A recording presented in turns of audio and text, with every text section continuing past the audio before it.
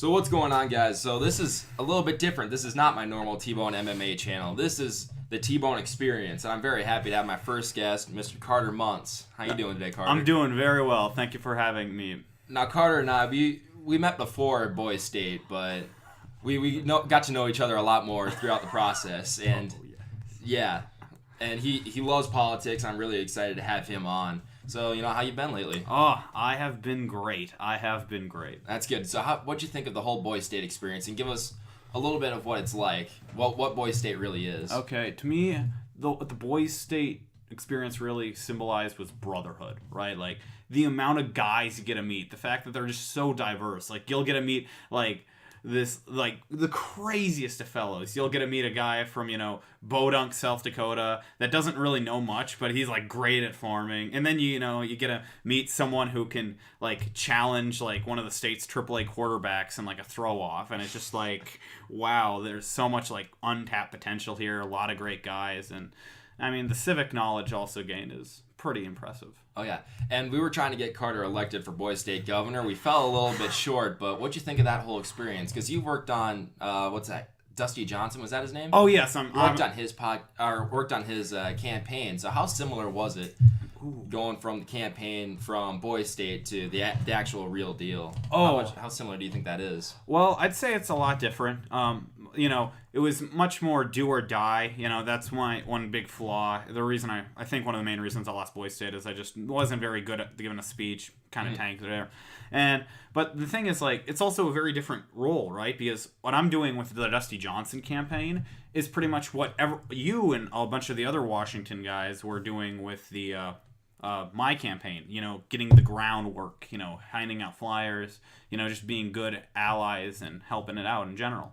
Oh, yeah. Yeah, and that was how realistic do you think that was, that Boys State? Obviously, we didn't have really any real issues to run on, which made it kind of difficult, but what did you think of the whole thing? Ooh, what did I think of the whole thing? How realistic was the campaign? Yeah, well, I mean, not very, but I mean, it's for juniors in high school. So overall, I'd say for what it was actually pretty good, pretty standardized, pretty professional, and I really do appreciate that. I think it tried to do its best to run a good, seemingly well primary. It said no bribes, but of course this is South Dakota, so we're taking bribes. But that's besides that. It's just. It's a Boys State thing, it's juniors in high school. So for what it was, I feel like it was really accurate and really good. Oh yeah, and for those of you that don't know, Boys State is sponsored by the American Legion, so we should thank them for us having a fantastic experience and learning so much throughout the process. So what have you been doing lately? Anything that interesting? Oh, let's see. I've been helping with the Dusty Johnson campaign. How's that going so far? Oh man, I think it's going great. We're going up against Chantel Krebs, who is a Secretary of State. Dusty Johnson has this is for, sorry to interrupt you, this is for South Dakota State Representative? Yes, our House Rep. And it's going to be a long road ahead of us. Chantel Krebs has a really good record, so Dusty is going to have really fight to knock her out in the primaries. But overall, I'd say he's going to do pretty good. I have to throw my support behind him because he's a blue-collar Republican, and he understands the value of kind of blue-collar capitalism, and to me, that's one of the best winning traits you can have in a politician. Oh, yeah, for sure. And how much are you learning? Because you want to go into politics, obviously, when you're of age. Yes. Actually, I've learned a lot. I'm getting in contact with state officials. And overall, I feel like my knowledge base is consistently growing so that, if I turn 21 and a seat just happens to be vacant in the district where I live, well, you know what? It's Carter Munce, South Dakota legislator. Got to plug that in at some point in this podcast for sure. Carter Munce for representative. Yep. Woot woot. Oh, yeah, for sure. Now, what kind of issues is Dusty Johnson running on? Very standard, Republican. See, that's the problem with primaries. It always goes to. I think the main difference that really sets Dusty apart from Chantel is, well, one, he's not establishment. So if you want a non-establishment guy, probably who isn't necessarily rooted with the party and more rooted in the general view of issues, I think that's also Dusty. And another weird thing is, when I was listening to Dusty give a speech on his views, I thought, when can I start disagreeing with this guy? He's pro net neutrality, which is shocking. In fact, what he said was, oh, look, I might be a bit biased. And so, of course, I'm thinking he's going to ram against net neutrality. And then he just gives such an open-hearted endorsement of it. And, blue-collar Republican, I really am having trouble seeing a flaw in him. He doesn't seem, like a guy who will be unable to compromise or get bills passed. And a South Dakota legislator, because the thing about South Dakota legislature is that it has Republicans, but not all Republicans are Republicans. They're, they vary a lot just because of how many Republicans we have. For sure. And the thing is, I think he kind of would understand how to manage it well, just because, one was Dugard's Secretary of Secretary of Staff, I want to say, his staff guy. So he kind of understands how to manage that kind of chaos. But he also, understands, all of his family is actually Democrat. That's a big thing, really? Yeah. Yeah, in South Dakota, everyone else he's related to is a Democrat. Wow. So to say that that's unique is, a truism. And further, I think it's going to really help with, bipartisan compromise if he actually does get there and maybe being able to get actual legislation through and being able to get a broader experience that would make him a more skilled legislator. Oh, yeah. And he's running against... Chantel Krabs. Chantel Krabs, not Kristi Noem? No, Kristi Noem's running for governor. Oh, no way, really? Yeah. Oh, I actually didn't know that. Chantel Krabs. Now, what's her background? Secretary of State, and she is a former legislator. So she's pretty skilled. I just personally prefer Dusty, blue-collar background. I think that overall his ability to make logical and choice decisions is good. And I have to support a guy who knows his net neutrality. Now, what is this net neutrality you've been talking about? Oh, net neutrality is pretty much it's a standard. So it says who should we prefer in giving the rights to the internet to? Should it be consumers or should it be the infrastructure providers? Yeah. Okay, and so one hand you have the hardware and you have the software. So net neutrality has been kind of in place so that hardware providers couldn't taint service and slow it down to certain sites like Netflix. So it's your internet has to provide the same connection speed to every site. And so the real question with net neutrality comes into, are you going to be on the side of these people that have the infrastructure, or are you going to be on the side of the people that are making the content? I think even on an economic level, the people that are making the content are the future and they're a bigger part of the market. So actually being able to ensure they have a free access to it is, I think, far more important. And so the fact that he is in favor of net neutrality is something that, frankly, he just said it off the cuff too. So I think that that's much, much more compelling than Krebs, just because they're both Republicans, right? So they're pretty much going to do the exact same Republican things. So we have to look to their characteristics.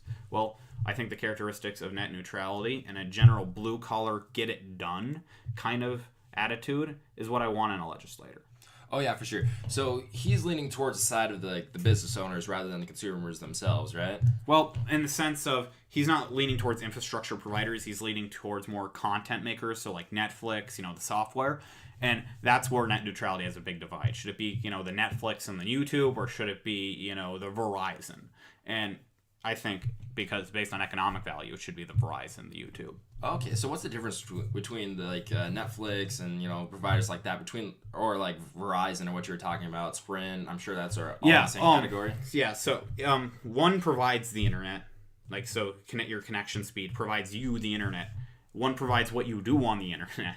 Okay. I think that the base infrastructure is less important to the long-term profitability of the system than the ability to operate within a free platform. And so that's where I take my personal view is we should be focusing on making sure that the people that are on the internet are the ones that have an economic free market versus necessarily the ones that are in the hardware sphere.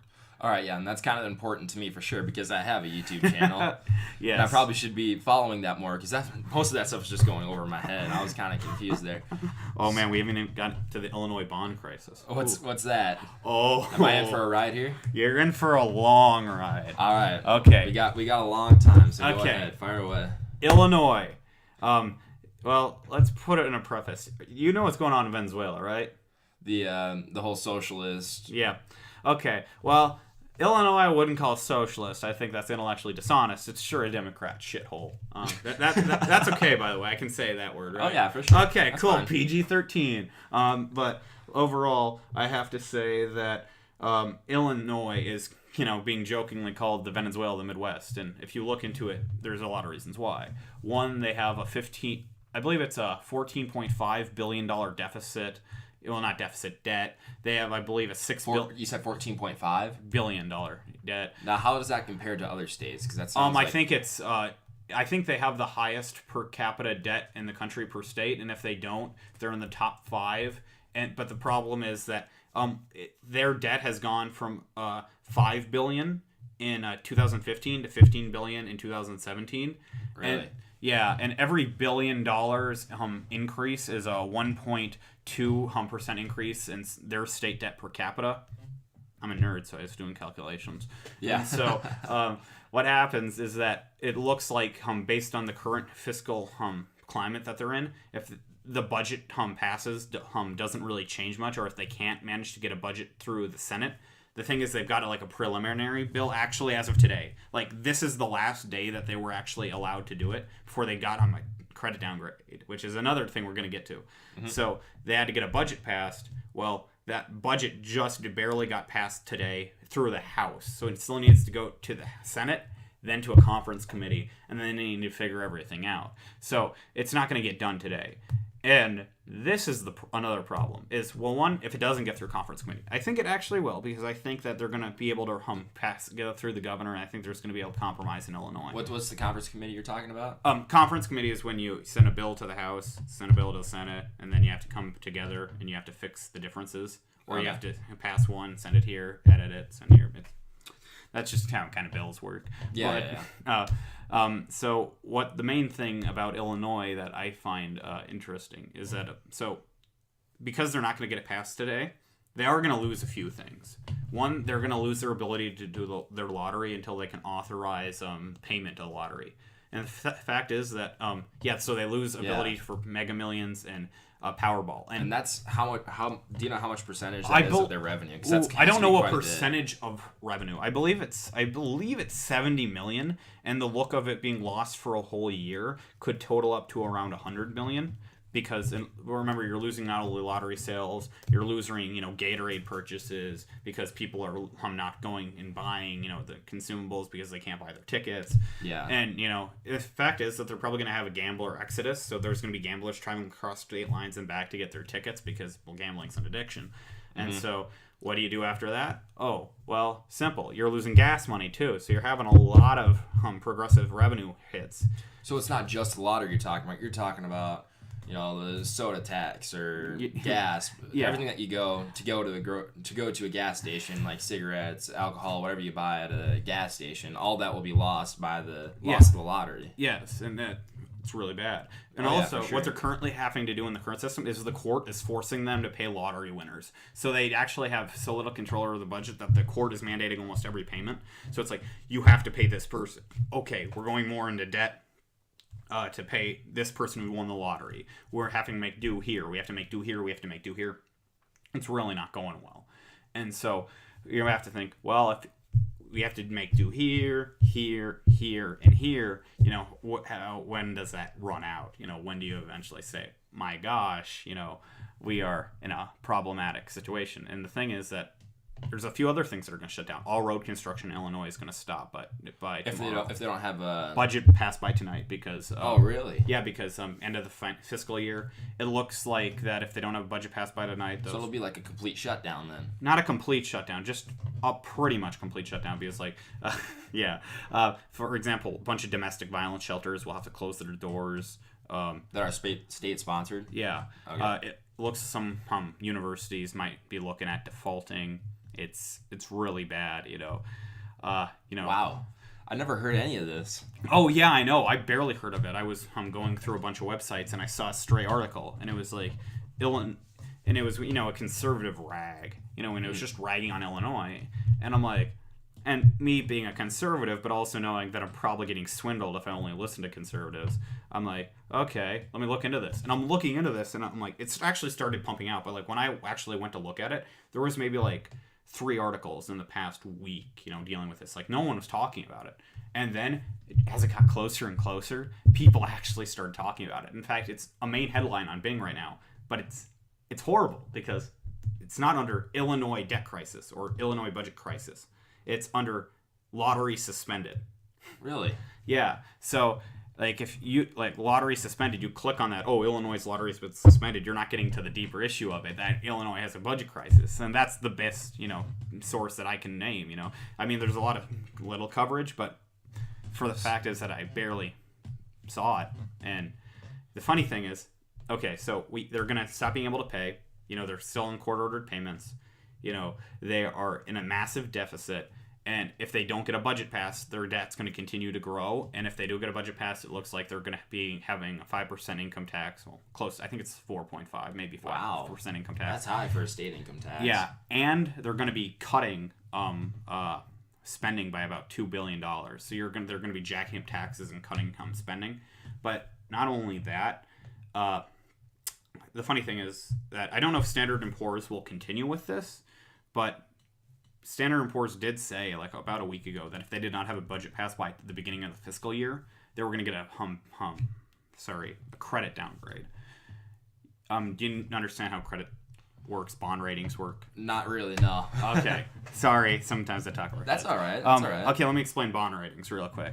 Okay, so you have your AAA, you have your AA plus through your AA minus, your A plus through your A minus, and then you have your B ratings, right? You have your triple B plus, your triple B negative, and then you continue going on until you hit the C's, and then I think it's like triple C, double C, C, and it's just horrible at that point.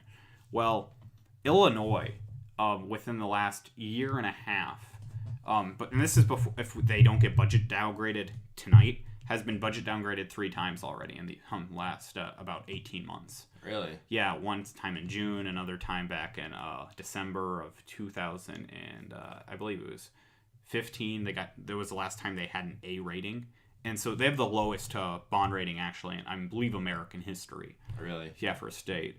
And it was actually pondered, will they go in bankrupt, And one states legally can't declare bankruptcy. States can't legally? No, they can't legally declare. If they do, would the federal government bail them out?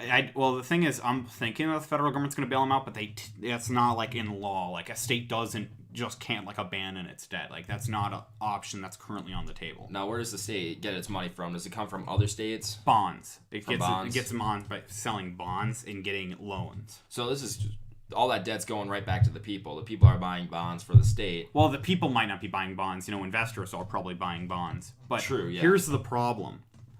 They'll actually have not only the lowest bond rating, from what I understand, in American history, they'll have a bond rating so bad that it's actually going to jack up their interest rates charged. Because what they currently have is called an investment grade bond, right? Which is triple B or above. But like triple B is like the lowest considered investment grade, right?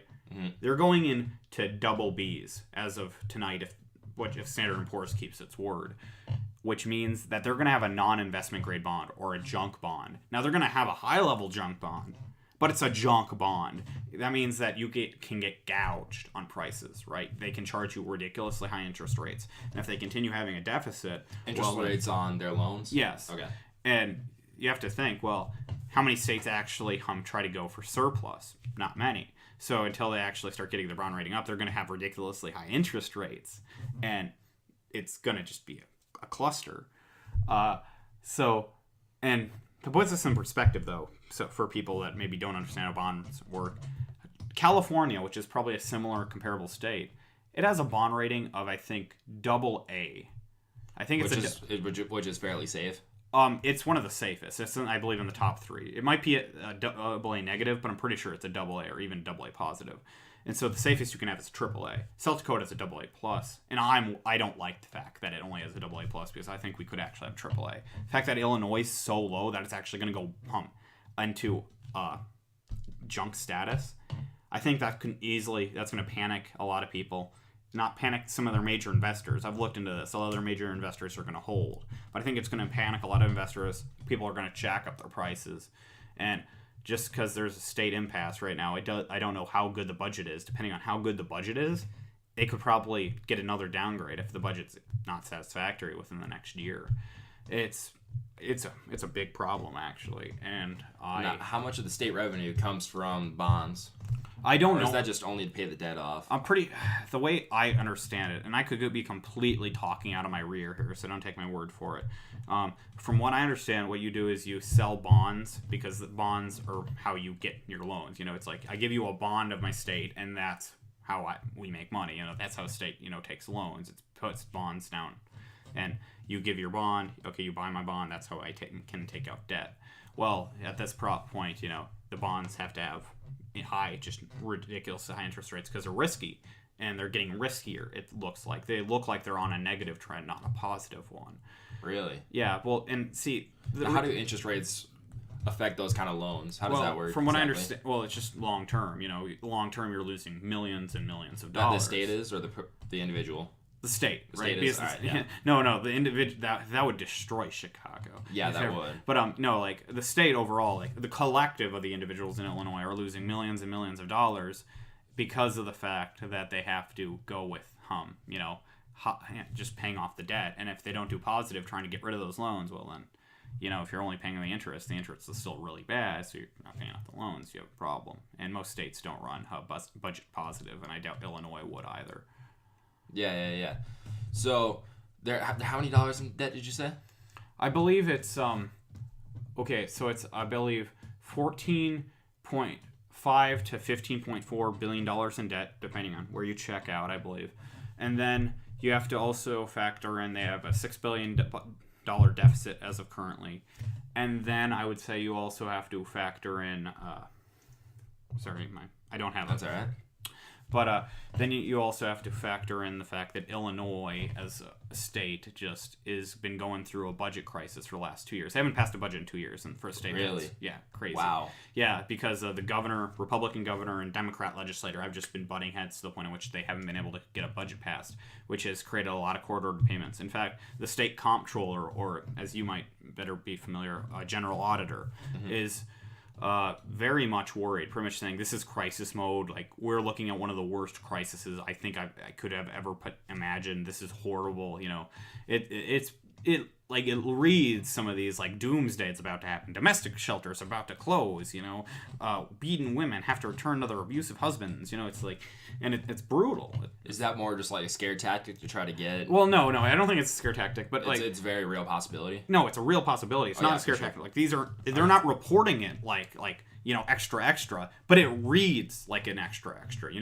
It's just by stating the pure facts of the matter. It's like, yeah, this is going to happen. This is absolutely horrible, and they don't even need to tell you more. Like, it's one of those weird things where the facts are so brutal in how they just describe them truthfully that you don't need it to have emotional appeal, because if you're a basically decent human, you'll have that emotional appeal.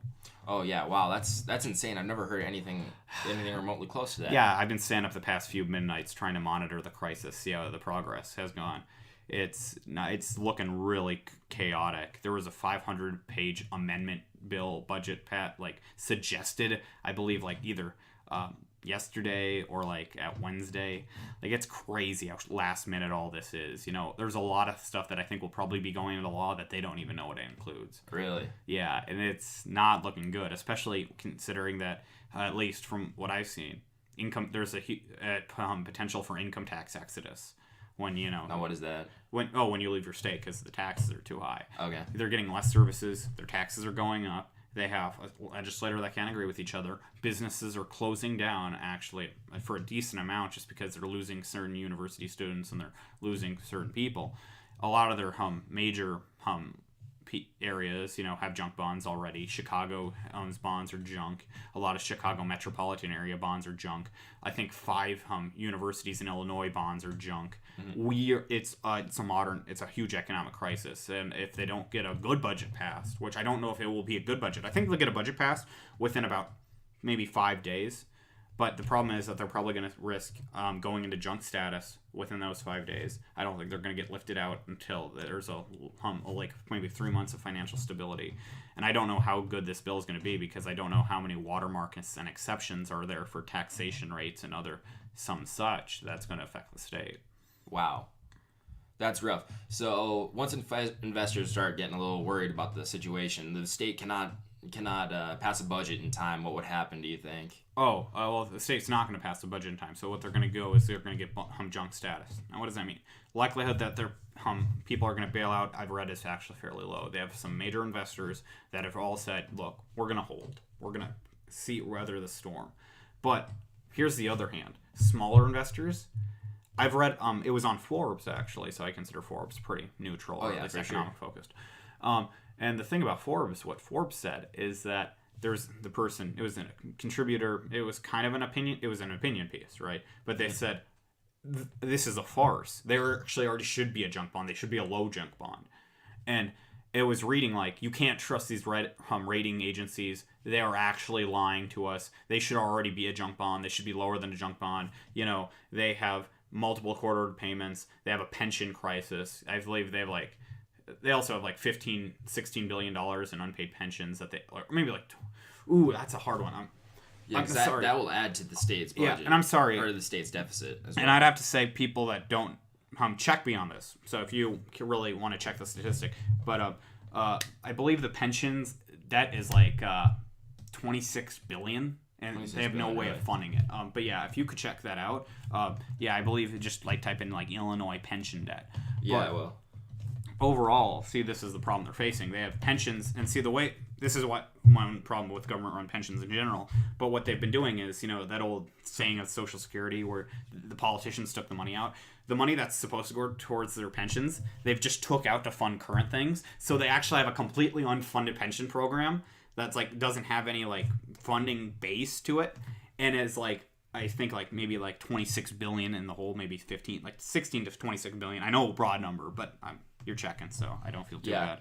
As of 10 minutes ago, actually, the Chicago Tribune just posted this. It says, what to expect if no Illinois state budget deal is reached. Yeah, if you could find the pension number, because I know it's kind of cluttered because they've just been like slamming out articles now because people are entering terror mode. But like, if you went to like 4 days ago, man, it was dry. Like I was studying like a foreign country. You know, it's like, oh, hey, I have to go to this really weird small-time website that looks like I might get a virus from it to learn about this Illinois crisis. And now it's like big newspaper, New York Times, you know, Forbes. And it's like, well, thank goodness they're finally talking about this. Like, normally I don't get to a story, you know, and start studying it before the mainstream media gets to it. That's insane. Like, big news companies like CNN or Fox News hasn't even picked this up. Yeah. This is a local... Yeah. I mean, Chicago Tribune's a pretty big newspaper. Yeah, Chicago Tribune. I think I read an article from Seattle Times. MSNBC, I think actually... No, CNBC. CNBC had one of the best, but it was one of the best because it did something that no article did yet. And see, this is the thing. You have to read like 10 articles to get something new after the first one. What the CNBC article noted was it was actually a graph of how their bonds went, right? And so it pretty much goes like, they start in like the 70s, right? And it goes whoop, whoop, whoop, whoop, whoop. Then it hits 2008, and then it goes down. That's the value of their bonds? Yeah, but then it stagnates in around 2013, 2015, and then it just is pretty much like a straight down line. Oh, yeah, for sure. So it's like, this is crazy. Like, this is not okay. Oh, yeah. I wasn't able to find the exact...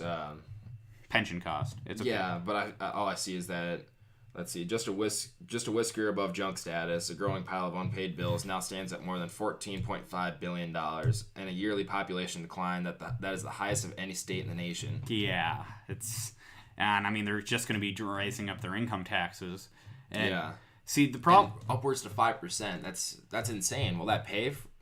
It looks like, because they're also going to do spending cuts. Yeah, and then if you believe, are you familiar with the Laffer curve? I'm familiar with the Laffer curve. But the thing is that because of the people that they are taxing and because of how an income tax works, I don't think the Laffer curve necessarily applies in this situation. And not to the state income tax? No, and the reason I say that is, well, it will cause an exodus and have a decrease in revenue, which is kind of what the Laffer curve suggests. Yeah. I think that... If I may interrupt you for 1 second, for those of you that don't know, the Laffer curve, it was at one point theoretical, but it's actually been proven with the Reagan tax cuts. What the Laffer curve is, I shouldn't say theoretical, it's a bell curve basically for the highest revenue that an income tax can generate.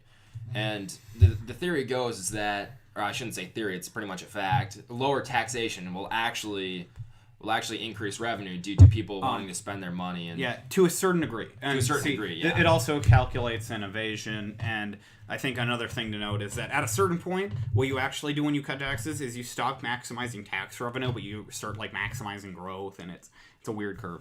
But the thing is that, well, it will decrease their population base at just a more expedient rate. But here's the big problem with Illinois is like I feel like what you're going to have is the welfare recipients. They're going to stay. And that's a lot. That's a healthy amount. Yeah. I think like over 1 million of their 12 million population is on food stamps, so No way, really. Oh yeah. And that's actually not that high for a state. True. Yeah, but that's more than the entire population of South Dakota, though. Oh yeah. It is a healthy amount, but South Dakota's small and for sure. But yeah, like, and also we have an unemployment rate of like, at least according to when I checked, like 1.5 or something like that. Like it's basically zero. Yeah, I mean, fundamentally, like the U.S. says the natural rate of unemployment is like 3 to 4%. Like, but below that, like that's not happening. And South Dakota's like, we're crazy. Yeah, but overall, Illinois, I think, you'll see an increased amount of people leaving the state, which could decrease their revenues. Overall, if they don't get a Powerball increase, you're going to see, general loss of tax revenue there. The real question really comes down to, will they continue having a deficit? Who will be against them? Will there be people protesting at the cuts? And, I don't think there will be riots over this because this isn't something that's, like, contentious to some sort of specific, group. It's just in Illinois in general. So I'm worried, but I'm less worried now just because, like, you have to kind of roll with how it's going to go. They're going to get downgraded probably, and it's going to be a crisis level scenario. You're going to see a lot of people losing their jobs, having to be put on hold labor, people getting paid by courts still for the small interregnum before the budget goes into effect. Now, how will that affect businesses? Because Chicago's a big manufacturing center, isn't it? Not necessarily manufacturing, but... Well, how would it affect businesses? Well, overall, the state climate's just going to get less appeasing. High income taxes. They are lowering certain taxes on like TV broadcasting, I think. But there's a lot of loopholes too. This is actually one of my bigger worries: is that if the budget has too many watermarks and loopholes, that it won't actually raise the amount of revenue, and you're still going to see a deficit. Meanwhile, they're also cutting back spending, so people are just getting angry.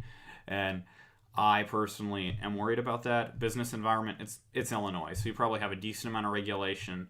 You probably have a decent amount of taxation. But overall, I don't think it's going to get too much harder for businesses. Now, if you want to pay your employees, probably the employees of those businesses it's going to get harder for. And the general debt crisis is actually something to worry about. So if they don't get a budget passed, the business climate's going to get awful because there's going to be a lot of defaulting state enterprises. And these state enterprises help prop up through just like tourism, other areas. For example, a lot of university restaurants, I read an article, were closing down because they don't have the population base. So they're in Illinois? Yeah. Really? Their universities are just losing people, and so they're going out of state. So that's a problem. Again, 5 other universities have junk status bonds. So True, yeah. It's like, it's not a good situation. And I think one that used to have like 12,000 back in like 2003 or something, 10 years ago, I think, now has a student population of like 7,000, and so it was going up, and then it just started hemorrhaging like by 1,000, and it's getting bad for a lot of people involved. Is it possible for this kind of collapse to happen? Will that spread to other states? How will it affect states like South Dakota or bordering states like? I don't. Well, okay. Honestly, for border states, it's probably a good thing because, really? In certain areas. For example, the opioid crisis, I'm terrified what's going to come out of that. Like, if their police can't deal with it. The opioid crisis. Or the opium crisis. Yeah, the opioid crisis. Yeah. Opioid. Yeah, it's because if poverty if poverty dramatically increases because of the Illinois debt situation and businesses start closing and debt increases, you're probably going to see an increase in the opioid crisis within Illinois' inner cities. And in the Midwest, that's a pretty big problem. So I'm worried to see how that progresses. But because of how early term it is, and because they haven't gotten junk status yet, and we don't even know if they're going to pass a budget, we think they are, because they just started getting to stuff on Friday. Mm-hmm. But we don't know what the heck could happen with the opioid crisis. Now, what I do know is actually a positive for the other states. Iowa is gaining people, from Illinois. Illinois. From Illinois? Yeah. Okay. And I believe it's Missouri that borders Illinois. I'm completely wrong. It's an M state, and I'm blanking really badly. I know I should know my state geography. I'm a bloody idiot. But overall, they're actually going to probably profit because they're going to see an increase in their lotto sales because you're going to see an exodus of gamblers. Gamblers going across state lines to Missouri buy. does border Illinois, by the way. Missouri does? Okay. Yeah. Then. I feel like I should have known that, too. Yeah, I know, but that's what I was thinking. But, I just get Mississippi, Missouri. That's just the Miz states. But, yeah, I thought it was Missouri. Yeah, anyway. But, yeah, they're going to see a loss of tax revenue to, because they're going to see a loss of sales tax and they're going to see a loss in just general things like lottery sales. So you're going to see that hit the budget. Overall, I think they're going to be able to stabilize the budget. I don't think I've ever heard of a state running like a positive budget in a time of crisis, and I don't think that Illinois is going to be able to do it, especially with how crunch time it is. However, I think it's probably going to set up a budget that's a platform. They're probably only going to have a deficit of like $1 billion to like maybe half a billion if everything goes well. And I'm an optimist, so maybe next time we meet up, I could probably go into what the causality of the Illinois debt crisis is because like this was the do or die day. This was like the day everything happened. And so this is where it kind of fell. Yeah, this is where like everything, because this is the last day of the fiscal year. So like this is a huge day for Illinois. If they don't get a budget passed today, it will be their third year without a budget. But the thing is, they're probably actually going to get a budget passed, but like starting like 5 days from now. So I really am having troubles figuring out what's going to happen. But it's going to be bad even in the short term because they're going to get junked status. And because they still have a pension problem, unless they figure out how to reform their pension problem and every other bloody problem facing them immediately, they're not going to get any upgrades. They're going to keep on stagnating at a junk bond status. And when you actually, this is a good point that I should bring up. When you ask what is like the effect of surrounding states, well, on a state like a 50-state level, it actually, my bet is that if the problem isn't fixed, they're going to get a federal bailout. And that federal Has that bailout ever happened in U.S. history? Well, I would assume Arkansas went bankrupt in 1933 during the Great Depression. So, I mean, yes, during the Great Depression. Yeah. But this is not the Great Depression, though. This is one of the best economic climates I think the United States has been in quite a while. Quite a while. Since the 2008 recession, it's just gotten better. Mm-hmm. But, like, it's nothing compared to the 80s. It's not a boom cycle, but it's not a like what we've actually managed to do is we have like really small but constant growth. So it's not a good cycle, but the problem is since 2008, like they've been doing worse and worse and worse and worse. In Illinois? Yeah, in Illinois. Okay. And especially since 2015 when the Republican governor started combating with the democratically controlled legislature and budgets weren't being passed, that's what really started causing to hemorrhage because they pretty much got it to a point at which it was like an A-, which is the lowest A you could have. And it's like, yeah, this is garbage, but you're stable. Like you're stable in the fact that you're Democrats doing Democrat policy. We're not going to raise it because you're not finding any solvency, but you're doing a Democrat policy and you're here and you're safe for now. And then Republican government's like, no, we can't just continue this. Like this is bad. This is unsustainable, which long term probably is, but in the short term, oh man, did it cause a crisis. Oh yeah.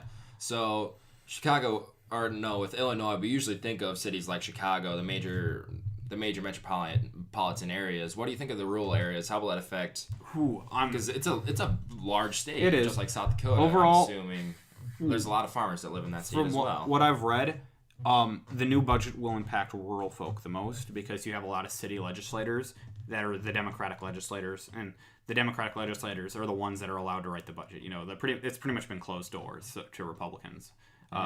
And so the Democrats are the ones writing it. So they're making it around Democrat strongholds, which is like Chicago and other city areas. And so what you're going to see is there's actually probably going to be a lot of exceptions in the law for certain like preferential areas in Chicago and these other big cities. And the areas with less preferential treatment are going to be the rural areas. So you're actually going to see probably rural Illinois hit harder than city Illinois. Wow, that's because how much of that's what I was looking up right now. I want to see how much of the urban population is in Illinois compared to the rural, because that's a big state, and I'm assuming that a lot of their economy relies on agriculture as well. Decent amount. They actually are one of, I think, the second largest soybean exporter. But I think when really? wow. But the problem really comes down to like how much, and I think that they can represent maybe like a fourth of the state, or they represent an extremely tiny amount to the point in which like the Democrats have a supermajority. It's kind of like it's like anti-South Dakota, fiscally unresponsible and people that just can't get along. Yeah, and in South Dakota we're pretty much all Republican. Oh well, yes, that's also one aside from probably one district in Sioux Falls. Yeah, you have the few like country Democrats that, by gosh, I don't even like how they're like FDR Democrats. Yeah. So they're pretty much like soft Republicans. For sure, yeah. That's what I noticed. Like we had one at Boy State. What was her? Because we had two Democrats speak, didn't we? Was it just the one? We had the female Democrat speak, and then we had the older man. And both of them were Democrats from Aberdeen, right? Around that I don't know. I think that they were kind of around the area, but I couldn't say for sure. Probably. Yeah. No, that's interesting because we had one. What was our Democratic? We had a Democrat as a representative, didn't we? What was her name? I don't. But we did from 2004 to 2008, didn't we? I don't remember. I remember that older lady and that older man. Sorry for talking over thrash. Yeah, that's fine. Like, this one gay and this one guy. But, yeah, we don't... What kind of position do they have? Because they're just a part of the state legislature, right? Yeah, I think one, I talked to him personally. I enjoy talking to our legislators, even if they are Democrats. One of them, I think, ran like our health fund. He's really complaining about how there weren't doctors on like the health committee. And I mean, for politicians, I don't expect there to be a lot of doctors in the political class, but still, I can understand his frustration. Yeah, and I'm sure it's hard being the minority. I'm sure it's a similar situation with being a Republican in Illinois. Yeah, in fact, the Republican leader of, I believe it was the Senate, but it might be the House, so forgive me. His name is Jim Durkin. And Jim Durkin, the way he was, I don't know if this video came from Wednesday or Thursday, but the way he's like, look, I'm not even going to entertain what you just gave us with a response, like a valid critique, because it's 500 pages long, and you gave it to us like a few hours ago. What is wrong with you guys? Yeah. And it's just like, I like it because he's being completely like, he's like frustrated, but he's not uncivil. This is the governor of Illinois? No. Like, it's, I think, a Republican minority leader in either the House or the Senate. Now, is the governor of Illinois, is he a Republican? Is that what you said? Yes, that's the big problem that's actually been happening in Illinois, is conflict between the legislator and the governor's office. Yeah, because I'm sure that's very hard to get legislation passed, having that bipartisan disagreements. Yeah, who would have thought bipartisan democracy would be harder to get legislation passed? See, and that's why it's so much easier in South Dakota to get legislation passed, because it's basically unanimously Republican, right? Yeah, I know. And I mean, that's not necessarily a good thing, but, normally it's a good thing, mainly because, when they're not doing stupid things, they're passing, like, minor tax increases, and they're passing, like, deregulation laws, It's honestly, like, from what I understand, like, pretty minutiae issues. Like, what do we do with these farms? And what do we do with these waters? Yeah, like, obviously our legislation isn't as impactful as Illinois. Yeah, I know. And, like if South Dakota went bankrupt tomorrow, I don't think anyone really cared. Do you think so? Well, I mean, I think there would be, some ripples through the agroeconomy. But besides that, I mean, it's South Dakota. So, like, we just don't have a big political base. We just don't have the resources to export. So, yeah, if South Dakota went bankrupt tomorrow, we wouldn't have a pot to piss in. But thank goodness we're one of the more fiscally responsible states. Yeah. Which is a bummer, because if we had more power, I'm sure we'd be much more responsible with it. Do you think so? Or just with great power come lots of... corruption and evil? Oh, yeah, that's what happens with power. Spider-Man is wrong. Well, actually, no, Spider-Man's right. Great power comes with great responsibility. The problem is, who needs responsibility when you have power? Yeah, for sure. That's a problem, right? That's a huge problem. And... I don't think South Dakota would probably be much better. I mean, South Dakota might be some sort of miracle state and be like Texas. But, like... Be like Texas, how is... Texas is a strong Republican, but still a big state. But even then, I wouldn't hedge Texas my bets. is kind of a unicorn, because it's very rare to see a state that large. Yeah. That large. But obviously, it's always been Republican. I don't see it always changing. Yeah. See, and we have to see, I think, and we might see a Republican tide in Florida, too, but... That's what happened with this election too. Yeah, it's been happening for a while that Florida, except well, it's always been back and forth. Yeah, it has. There was a controversy with Al Gore and George Bush, yeah, one of our biggest Supreme Court cases. But that just shows how close that Florida is. Yeah, exactly. And then there was butterfly ballots, corruption, et cetera, et cetera. And when there's 29 electoral votes, isn't it? It's a lot. I can't say for sure how many being truthful. So I'm sure that's probably the most influential swing state there is. One of the most, yes. Yeah. And, we're going to see it's an interesting political climate. But, overall, South Dakota, I don't know how good it would do if it's a big state. I kind of sometimes worry about South Dakota becoming a big state just because it would be Sioux Falls and then it'd be the rest of the state. And people from out of Sioux Falls don't already like Sioux Falls, or especially in the legislature. So, when I get in the legislature, I'm actually kind of terrified because, if I don't, find, one of the more senior legislators pretty quickly, I'll be a kind of guy that's shut out because, well, I'm a Sioux Falls guy. If you don't have a background in farming, who are you? Why are you in the South Dakota legislature kind of thing? So yeah, I feel especially they already don't like Sioux Falls. I see exactly what you mean. And with how fast Sioux Falls is urbanizing compared to, Rapid City or Aberdeen, they're going to be a step ahead of all those states. Yeah. When it comes to urban issues and stuff like that. So how do you think Sioux Falls? It's obviously growing tremendously. It's probably doubled in the last how many years? 40 years, you think? I couldn't say for sure again, but I think that would probably be pretty accurate. It's a very growing state. And how much? And that's a lot of it coming from within South Dakota. A lot of farmers leaving their farms to go to and a lot of immigration, and immigration. See, as well. what I was told by my mother is, it was a really, and my mother's not racist at all. So I want to clarify this. She's just stating it it was back in when she moved here, it was just a bunch of white people. Mm-hmm. And now she's now 1 in every 5 people, 1 in every 2 in 5 people, you see, are of some sort of minority descent. And it's well, makes sense. We're taking in a lot of African immigrants. We are having a decent surge of Mexican immigrants, mm-hmm. And I think we have. Do you think that's a good thing though? Ooh, well, that all depends on how you consider growth. Our unemployment rate's already so low. It's basically zero, I should say. Yeah. If you don't have a job in South Dakota, you're doing something wrong, I think. Yeah, indeed, you are. And so right over there's a Burger King now hiring. There's now hiring signs everywhere. Oh my gosh, it's so bad. The rates you can get paid for non-skilled labor are just ridiculous. But so for those of you not in South Dakota, move here because we got a lot of jobs and a lot of positions to fill. Yeah, but overall, I'd say the political climate would be.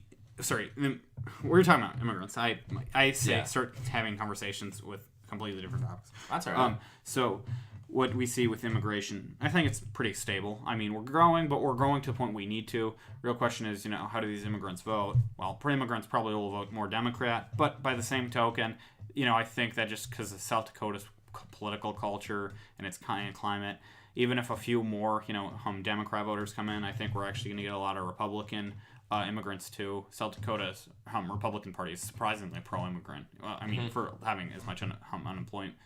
Well, that's low of an unemployment, I should say. Yeah, that is. So we're pretty pro-immigrant. So I don't know how it's going to work out in the future, but there is probably going to be an increasing struggle between Sioux Falls and the rest of the state, and that's going to be an interesting cultural divide when for sure, legislator. Yeah. And for being from Sioux Falls, I completely understand what you're talking about. Sioux Falls not being liked because I'm a hockey player, and when I go to Rapid City, they hate us over there. When we go to Brookings, well, I'm not a huge fan of the Brookings hockey team. When we go out to Brookings, they hate us. Aberdeen, they hate us. The only city that minds us is Yankton, which is bizarre, I think. I don't know. I think it's partially because Yankton almost wants to be Sioux Falls. They're smaller, but they're growing, and they're fairly liberal, from what I understand. So really. Oh, from what I've seen, there's a fairly liberal part of Yankton. Farmer Democrats and all that. Mm-hmm. Now, can we switch gears here? Oh, sure. Go ahead. What I wanted to ask you was basically, what was your campaign? The cornerstone of your campaign for Boise State was this meth problem in South Dakota. Could you go off and talk about that a little bit? Because I need to get a little bit comfortable for that, won't I? Okay. Well, my big problem is I hate meth. It's growing a problem. And so how do you do it? For those of you that don't know, this is a very large problem, and it's kind of growing under our noses, and not a whole lot of people are talking about it. And you have stepped forward. Is this Is this a part of Dusty Johnson's campaign? Honestly, no. It's honestly, if you want to talk about an anti-meth candidate, look for Marty Jackley for governor. He has been this is actually why I like Marty Jackley for governor, by the way. It's his anti-meth program is extremely good. It's very stable. It involves pretty large crackdown, pretty decent rehabilitation measures, and also just really streamlining reporting. So it's like, hey, we're establishing multiple phone lines. So hey, you know there's meth in your neighborhood. Call the state and we will make sure the meth goes away. It's like basic things and streamlinings like this that need to happen. And I'm anti-meth just because it destroys people. I don't think it's a drug you can really decriminalize because, well, okay, you're still going to have bad meth on the streets and you're still going to have people destroyed by the meth. So, personally, but I think it's a huge problem. You need to crack down on it, and you really need to fund local law enforcement because that's where you're seeing. And in fact, funding local law enforcement not only cuts the meth problem, but it also cuts other problems. Like it cuts down our sexual trafficking rate, which is fairly large. In South Dakota, it is. Oh yeah, per capita, it's ridiculous. Really? So if you, it's because think of where South Dakota is. Think of how many rural highways we are. Think of how in the middle of the state we are. Think of how no one would normally catch a sex trafficker and then think of Sturgis. Yeah, for those of you that don't know, Sioux Falls, it's right on I-90 and what's that? I-229? Yeah, I-229. I-229. So we're it's basically these two cross highways, and that's where most of our traffic comes from in South Dakota. That's where a lot of people come through. And and that's not even going into the rural parts of Hum Interstate, and then going into East River with Sturgis and the Indian tribes. But yeah. Yeah, and that's where you're seeing there's a lot of sexual traffic. Is that what you're saying? I'm not saying necessarily associating sexual trafficking with Indian tribes. I think No, with the crossing of the interstates. Oh yeah, I think that's a large part. There's a lot of interstates, a lot of rural area to cover, and so I think it's actually easier to hide your tracks in South Dakota just because they have small towns, can't necessarily fund large police departments, so your chance of getting away is probably pretty large. Oh yeah, for sure. So I think that's the main problem. Also, Sturgis is just a cluster. I've heard of multiple sex trafficking stories occurring at Sturgis. Oh yeah, for sure. Especially with the biker rally over there. It's not a shining part of our state. And I think the best way you do that is by funding law enforcement, which requires tax raises. So you have to figure out where do you want to cut budget, where do you want to increase spending. We want a positive business environment too. Yeah. And Sturgis is such a weird city with that biker rally. It doubles the state population, and that's a town of 5,000 people. Yeah, it's big, it's big, just crazy, man. And I'm sure everyone in the country knows about the Sturgis. Well, rally. I would hope, but and the thing is, and it's not like Sturgis is the problem. It's just the amount of people, right? Because Sturgis brings in a huge amount of tax revenue because we get bikers that have we need it. The state needs it for sure. Oh yeah, because not only do you get sales tax revenue, you have bikers that come in and they have maybe illegal drugs, or they have broken. For the most part, though, a lot of those bikers are actually very, very good people. I should say. But if they have I think what thing is we can confiscate your property if certain things aren't up to date. We're kind of arseholes like that. It's oh hey, we can make money. Takes your bike, sells your bike. Yeah. But the thing is, though, especially with illegal drugs coming in through the biker rallies, I'm sure that doesn't help the meth problem you're talking about. Definitely doesn't. But overall, I think that we just need to have a very strong law and order kind of mindset when you're dealing with things like meth, when you're dealing with the rising threat of heroin in other areas. It's getting dangerous. It's getting bad. And, we haven't reached a point that's critical mass yet. And you have to reach a critical mass point, in my opinion, before you actually start seeing a decrease, because that's when you have the general rational reaction of oh man, meth is bad. Who would have thought meth is bad? Maybe this is just slowly growing underneath our noses. And is this more of an urban problem, or is this spreading to the rural areas? I've heard it's spreading to honestly, when I was at Boise State, when he asked how many people do you know are meth, it looked like a lot of rural guys were raising their hands, but there are certain corners of Sioux Falls even that are experiencing major booms. And I think it was Annie Sullivan, that back when I was a kid. Annie Sullivan's in elementary school, for those of you that don't know. Yeah, sorry for not clarifying. That's all right. That hit a meth lab right across the street. So that's bad. It's really dangerous. We constant talk of meth houses just popping up, and I personally think that we're in very dangerous territory because, well, how do you get rid of a meth problem? Well, you have to get rid of do you get rid of the demand? Well, then you're like, that's a lot of people going to jail. Our jails are already super overcrowded, and we're already trying to manage that. Yeah, For those that don't know, South Dakota, we're in a crisis. Yeah, with a law and order crisis. But it's like, it's in this brimming because, it's the difference between city and county jails. The city putting, people in the county jail. It's getting bad. We're getting overcrowded. We don't know where to put our prisoners. Yeah, and that requires massive funding splurges. So we're reaching crisis levels. I personally have a few ideas, but they're not the most Republican. Like I'm personally for legal weed and pardoning really? people. Oh yeah, I just can't. Because when I talked to you the first time, you were actually very against I marijuana. am against it. Okay. I hate marijuana. I think potheads are stupid. The use of marijuana, criminalization though. Yeah, I'm for decriminalizing. I think it's okay. I think it's disgusting. I personally think that weed is disgusting. Okay. Yeah. We can get that out of the way. You don't have to be completely pro weed for decriminalizing it. No. You can disagree with the drug, but no. You can agree with decriminalizing it. Here's the best way I can view it. Look, let's decriminalize it. Let's regulate it. Let's tax it. We don't have a marijuana culture, but here's the thing. I don't care. Like, I don't want a marijuana culture. I don't think we're going to get a marijuana culture, and it's not going to bring in a large amount of tax revenue even if we tax it like cigarettes. That's not what's going to happen. But here's what's going to happen.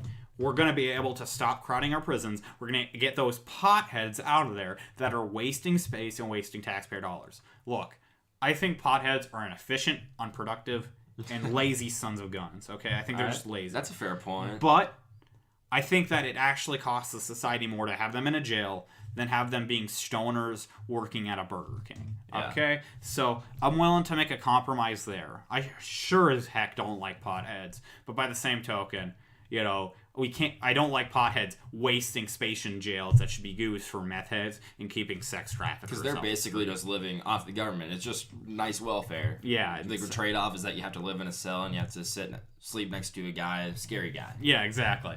And then hopefully he doesn't rape you. Yeah, yeah, but the cost of keeping a prisoner for such a small crime as the possession of marijuana, and especially in South Dakota, it's highly criminalized. With the slightest amount of marijuana that you have on you, you can look at a felony. Yeah, and this is also another controversial opinion I have, as I personally believe in cleaning the records too, because if we're gonna, I personally view that one of the few things that you need to do is if they had a small crime that's like legit, like a stupid crime, like, and that's no longer even illegal at that point, right? Yeah. If we legalize it, it should be scrubbed from their record, and we should legally allow that, primarily just because of the fact that subconsciously employers will be like, well, I mean, you have a criminal record, even if it's something for that's illegal. And it's a victimless crime too. Yeah. There really is no victim. I personally, I don't believe in the term victimless crime. Okay. But the problem is that, like, can you elaborate on that a little bit? Meth is a victimless crime.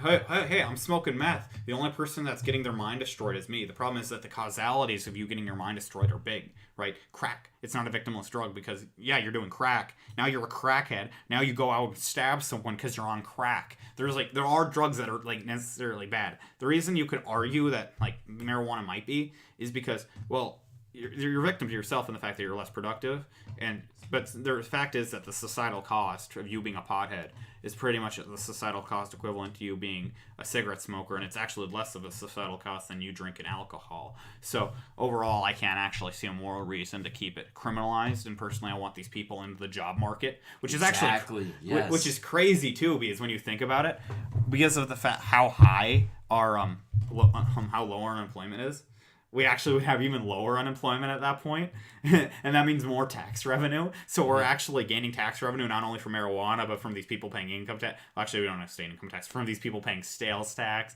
Mm-hmm. Like, it's great, in my opinion, for the economy. And personally, do I like potheads? No. Do I think we'll develop a pot culture? No. Like, I don't think you just, like, legalize something and you develop a culture for it. You'll have the rural drinking culture, and then you'll have the, city culture of marijuana. And who knows, maybe marijuana will help alleviate some people. And, if we legalize it, maybe it'll keep some people from falling into the hands of meth dealers. So, overall, I think... and the idea of it being, what's gateway drug. The term? Gateway drug, yeah. That's actually been proven that it's actually false. A lot of those people do not go from hardcore drugs because most of the time they're illegal. And if you legalize marijuana, they'll just do marijuana more responsibly. My theory on that is for what am I trying to say here? Fatal drunken driving accidents. Yep. It's very high for people our age, under 21. Oh gosh, especially in South Dakota, we have one of the highest rates in the nation. Oh yeah, it's insane. And my theory is, this might be wrong, but my theory is, when you're under 21, you're drinking. A lot of people, they try to do it in secrecy, and they like to, party. They're irresponsible with it. And once they're 21, they realize, hey, I don't have to be partying. I don't have to go into my car. I can be more responsible with it. I can just have a drink at my house and don't even worry about it. That's pretty much exactly what happens. In fact, are you familiar with? I believe it was South Dakota versus Dole. Yeah, I think it is. I think I am. It was when South Dakota had to lower the drinking age? Had to raise it. Oh, had to raise it, yeah. Yeah, because we were one of the last states in the union. They passed the federal... You will want to explain this, though, okay, cool. For those so that don't know. The United States passed a bill, I think it was the early 80s, called, federal... During the Reagan administration? I think it was, yeah. Really? Maybe it was late 70s. Oh, yeah, because he did go hardcore on but it pretty much was alcohol. It was a federal bill that was designed to establish a federal drinking age. Well, South Dakota had it at 18, and we're like, no... But we'll raise it to 19. And then they were like, and Dole, who I believe the Department of Transportation leader of it, said, okay, we're gonna cut your road spending by 5%, 50% because you're doing this. We went to the Supreme Court and said, look, that's perfectly reasonable. If you're not going to follow federal jurisdiction in this, they don't have to fund you. And so it's like, okay, so then because we can't lose, federal dollars, one of the contradictions in South Dakota, we love taking federal money. Really? Oh yeah, we're one of the highest intake states. We love taking federal money because we have farmers. We like taking in crop insurance. We like taking in federal money. Okay. But we don't pay a lot back because we're small. Right? Yeah. So anyway, but yeah, so we were forced to raise it to 21. So South Dakota does have definitely kind of an alcohol culture, and a lot of kids die because we have an alcohol culture. It's sad, it's tragic, but by the same token, hey, we tried to get rid of an alcohol culture, back in the 20s. Hey, look how that failed. That was a disaster. Yeah, that was bad. So, if we could, I would love to get alcohol off the streets, but by the same token, it doesn't work, especially in South Dakota. Look at where they actually do have prohibition in South Dakota, mainly the Indian reservations. There's the old saying, play along with me here. Okay, what happens when you ban alcohol within 50 miles of an Indian reservation? What happens? They drive 50 miles further. Oh man, that's so controversial, but it's so true at the same time. That's exactly what happens. These dry counties in South Dakota, mainly the Pine Ridge Indian Reservation, those are all dry counties, but yet the alcoholism rate it's staggering. Yeah, for example, there was a small town of I think 300 that was making millions upon millions of dollars just because they're running a distillery right outside the legal limit of here's the line here, bars here. It's that simple. Yeah, that county, it's a fairly large county, but people are willing to drive half an hour to go get alcohol. And now let's clarify something about the Indian reservations, okay? When we're talking about the Indian reservations, I don't think honestly it's probably the majority of Indians. I think no. Yeah, there's two types of Indians that are making it horrible for the reservations. By Indians, we do mean Native Americans, we should say, because we're politically correct here. We're politically correct. Yeah. And so we call it Indian country. That's a legal term for their land. Yeah, I'm gonna call them Indians. Okay. So, but just to clarify, for those of you, if you are confused by Indian, we do mean because every now and then I do get confused. If we're gonna be real political, we mean feather, not dot. Gosh, but if we're gonna be politically correct, let's actually call them by their names: Lakota, Nakota, Dakota. If we're not gonna actually use their tribe names, then we're just insulting them. And I personally don't know which tribe it is, so I'm not gonna try to be a pretentious. Yeah, we're not trying to insult Native Americans. Yeah, but I'm not gonna try to grandstand there. Yeah. There's two big problems with the Indian reservations. One, that you have the alcoholic dependent population, and now studies are controversial on this, and there's been studies that lean both ways. But I'm pretty sure actual science, leans to a certain area, which is the metabolic chemical structures that allow your brain to say stop drinking alcohol, developed in Europeans primarily, and other areas don't have it. So Indians especially, like, just drink because their brain doesn't tell you, stop drinking alcohol. You know, it's just not something that occurs. And so you have an alcohol problem there with Indians that start drinking alcohol. And then you also have corrupt tribal elders. You know, that was a big thing I talked about at Boy State, is apparently there's a lot of tribal, you know, leaders that are just taking federal money and siphoning it. And it's really bad because, well, how do you prosecute them? Well, the state can't. And, because it's basically an independent country, right? Yeah, it's like, and it's pseudo-independent, yeah. And so then so the state can't do anything. So, and then what is the reservation going to do? Oh, prosecute one of their leaders? You know how hard that is to prosecute one of the main guys that's in power? Like, you kidding me? Yeah, they don't. What kind of government do they have? Because it's not very strong. I actually couldn't tell you the tribal structure. I'd probably tell you it'd probably be democratically based, but I actually couldn't tell you. I couldn't accurately tell you. Yeah, so I can't either. But what's important here is that there's a lot of corrupt officials in the Native American reservations. What you actually see there is, okay, so you have the corruption on the bottom, and then you have the dependency on. You have the corruption at the top, the dependency at the bottom, and it hurts all the good, honest workers in between. Mm-hmm. So that's a tragedy of the Indian reservations in the current state. And also, I want to clarify this. To anyone who thinks that statement on Indian alcoholism is controversial, look up lactose intolerance in Asia and tell me that those genetic differences don't occur. Okay? Okay. Yeah, because for 10,000 years they were in North America, which is very different from Europe, from Africa. That's kind of, it shows how we're all humans are basically very similar, but that shows how different we actually are. You know, based on ethnic lines. Yeah. Yeah, and we saw that when we sent over a lot of food at the time. I can't remember when it was. We didn't have food stamps, so we sent a lot of flour to Native American reservations, and we saw them balloon up. You know, there was a obesity problem in the Native American reservations, and that was from the flour, because their bodies weren't used to having this flour. And the flour has a lot of carbohydrates in it, and they weren't having high carb diets, so their bodies were holding on to as much of that as possible, and that was the only food that they were getting. Yeah. And that just shows how different we actually are, and that statement, it's actually very true. Yeah, and so it's just sad, but it's true, and so you have a bunch of problems in South Dakota, but you also have a great business climate. So it's like really weird, because like we have a lot of like underlying problems with like law and order, but we're not anarchic yet. And by the same token, we have some like cultural problems with responsibility and drinking. But we also have one of the lowest unemployment rates in the nation. I think one of the few states that beats us is Wyoming. Yeah, Wyoming it's less populous than South Dakota even. Yeah, and I mean, personally, I think South Dakota is actually a place you could move as opposed to Wyoming. Like, does Wyoming even have cities? You know, I mean, that's Cheyenne. that's bigoted. I mean, I know, but it's like, yeah. I understand. I imagine like Wyoming like to be more rural, because like I imagine Montana to be more like a rural version of South Dakota, and then I also imagine, you know, Wyoming to be kind of that same thing. And so you actually have like South Dakota on that border of the Midwest to being like in the, you know, Great Plains, and just it's a good state. But for sure. But there isn't like a large economy. Like their economy is based on tourism from Yellowstone National Park and probably agriculture. Yeah. And I assume that agriculture is not even that high, because there's a lot of mountains. It's a mountainous and area. a lot of land that, you know, federal government probably claims. But yeah. And it's just pretty much a void area. South Dakota is, even though from where we live, it's basically all farmland on East River, and then once you get West River, that's when you start seeing. Yeah, and don't discredit West River ranchers, but yeah, there's a lot of ranching, and that's a big part of our economy as well. Yeah,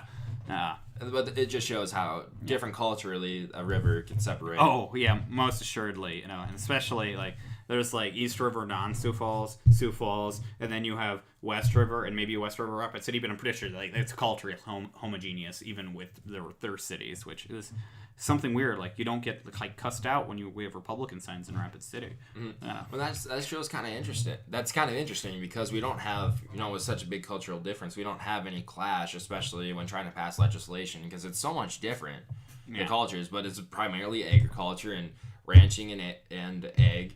They tend to get along pretty well, and that seems like it's easy to pass legislation, especially. Okay. Because they both have the same interests. Okay.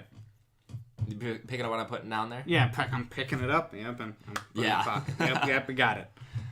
All right, another issue I wanted to talk about. Donald Trump is trying to pass a health care bill, and it's kind of going through initial phases. And what exactly is going on? Okay. Have you been following that much? I'm little, confused. Probably not as much as I should. Yeah. Here's what you need to know. Mitch McConnell's a turtle. It's not going to happen.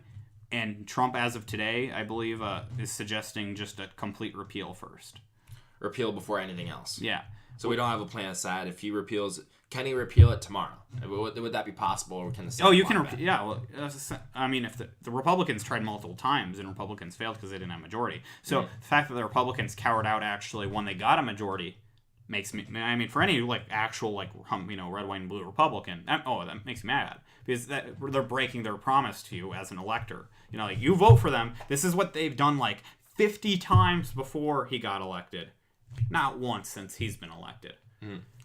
And so, yeah, but because of the fact that Trump's like a realist, and he's like, look, you failed once, you failed twice. I mean, his Twitter, doesn't say this, right? But it's like, I could imagine what Trump's thinking when he says, you can repeal it first. You failed once, you failed twice. We need to do something. Mm-hmm. Let's just repeal the thing. And now the start from scratch is what he's saying. Yeah, and now we shouldn't say that it was Obamacare wasn't, or the what do they call it? Not Obamacare, but the Affordable Health. Sorry, it's the same thing. Affordable Healthcare Act. Yeah, it's basically the same thing, right? Yeah, or it is the same thing. Yeah. Now Obamacare is just a colloquialism. Okay, yeah. From my own research, that actually wasn't the underlying problem. The problem was before that. We already had this long-standing problem and just getting bigger and bigger, and Obamacare was a solution to it, but it didn't work. And we're still facing... Now, there are problems about coverage, right? Yeah. But one of the general problems... The big one is the pre-existing conditions. My father actually has a pre-existing condition, so he couldn't get insurance before Obamacare. Yeah. So when I come out against Obamacare, I have to do it like very tactfully because, I have to take my father into consideration. For sure. And that's a big majority of our country. I think it's like 15 million Americans, which is actually relatively small, but that's a big burden. Yeah. That's a lot of money. Yeah, and so how do you deal with it? Well, the reason that I argue, and now, there's a disagreement, right? I'm right-wing, so this is my personal view, is we don't have a free market. We don't allow healthcare across state lines. We don't deregulate it. Now, why don't we allow that? That just seems insane. Why don't we... You know what? I don't know the history behind it. I think maybe it's like to stop like monopolies or predatory. I don't know because we don't do it with anything else. I think it's maybe big pharma or something. I can't really tell you why we do it. I just know that it happens. But if we were to get rid of that, scrap state lines, then also cut regulations, then what we'd see is healthcare that's more resembling other insurance. Does it suck? Well, I mean, another question is, should you be forced to get insurance? Should the mandate still occur? Mm-hmm. And that's another big question. That's kind of an ethical dilemma as well. Yeah, and see, I think my argument would be unless you want prices to go up, you kind of have. The thing is, I hate the mandate, but I think it's necessary. But what I also don't like is the pre-existing condition clause, right? So this is a funny thing. I actually have a struggle with the mandate because on one hand, you mandate all other kinds of insurance, and also, like, if you get cancer, well, and you don't have insurance, well, like, we don't have pragmatically, like, what I would say is, well, then you should die, or you should pay it yourself, because you are now stealing from someone else because you weren't competent. Yeah, and that's just the problem with it. And so the problem is, and the reason Obamacare is somewhat necessary, and that's why you kind of have seen it, is how much responsibility are you willing to give the average American? The problem is, can you trust people with responsibility? I mean, America's kind of built on the fact that you'll have responsibility, but by the same token, if you don't have responsibility, you really don't have America as we know it. But by the same token, with healthcare, people have proven themselves very responsible in paying for their own health insurance, and going to emergency rooms and forcing taxpayers to pick it up. It's really just incompetence overall. Yeah, and the person that I followed the most, it's a guy named John Green. I'm sure you're familiar with him. I'm familiar with John Green. He's a bit big liberal. Name. He's a bit liberal. Yeah, I've read his book. But from what I've watched of him, he's actually very neutral.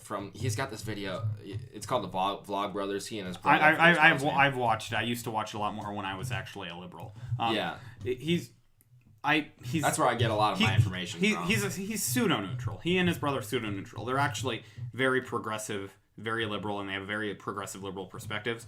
But the thing is that they are able to present things as if they're objective, much in the same way, because they're good at that.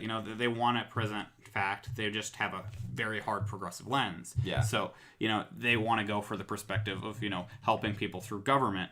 Well, the Republican perspective is let's help people through their own personal responsibility and through their grit. And it's like, well, what happens if people don't have personal responsibility? And then, like, Republicans say, get screwed. But that's like, well, I mean, that's a reasonable answer. That for me, that's what blue collar Republicanism is. It's you're an irresponsible jackass.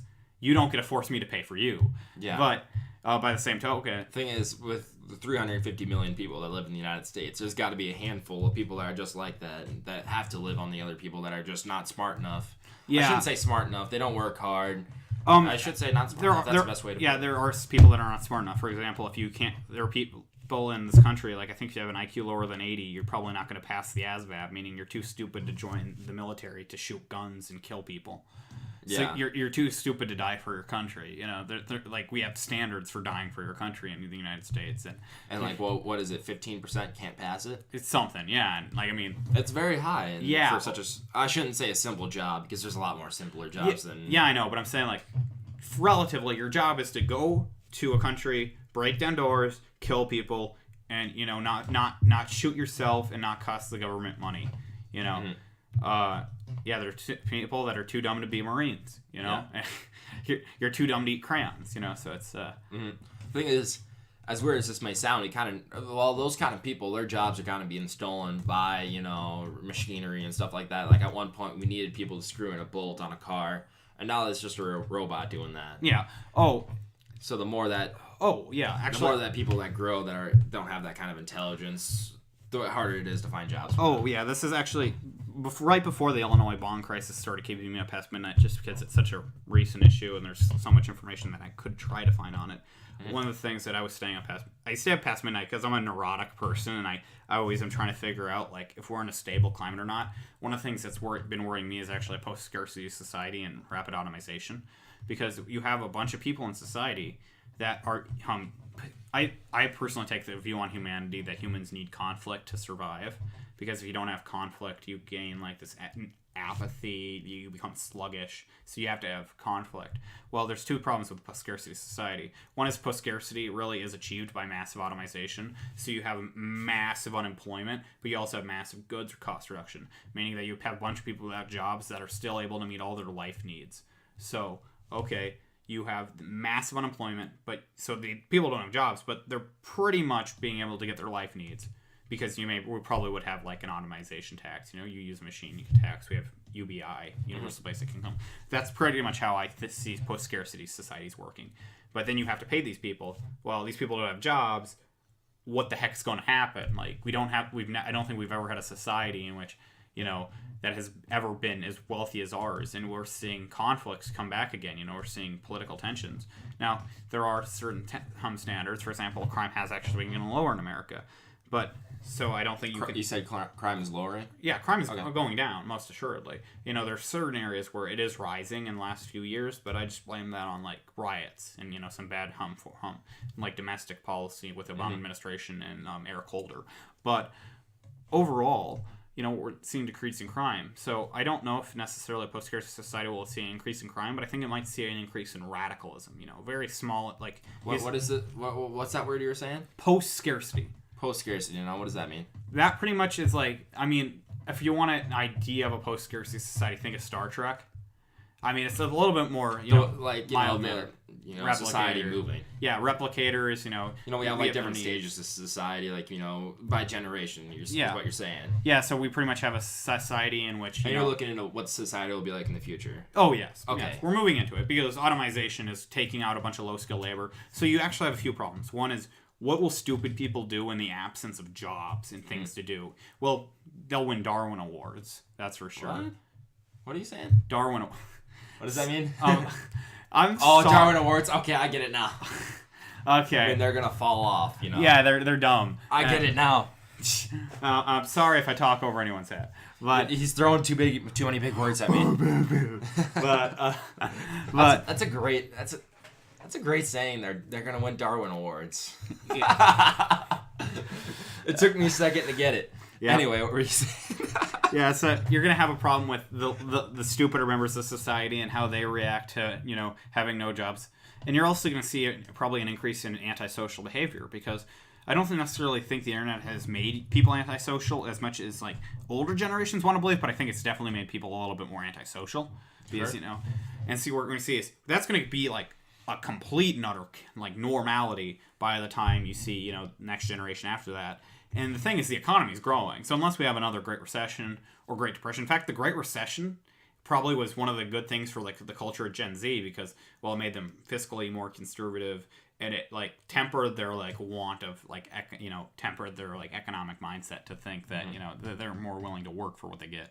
I think more than millennials. I have a chip on my shoulder against those guys. But by the way, are we technically millennials? How does that work? We're on the border. Like it's like pretty much like 2000 you become like a Gen Zer. I was born in 99, but by the same token, I was born in 99, and like all my friends are from 2000.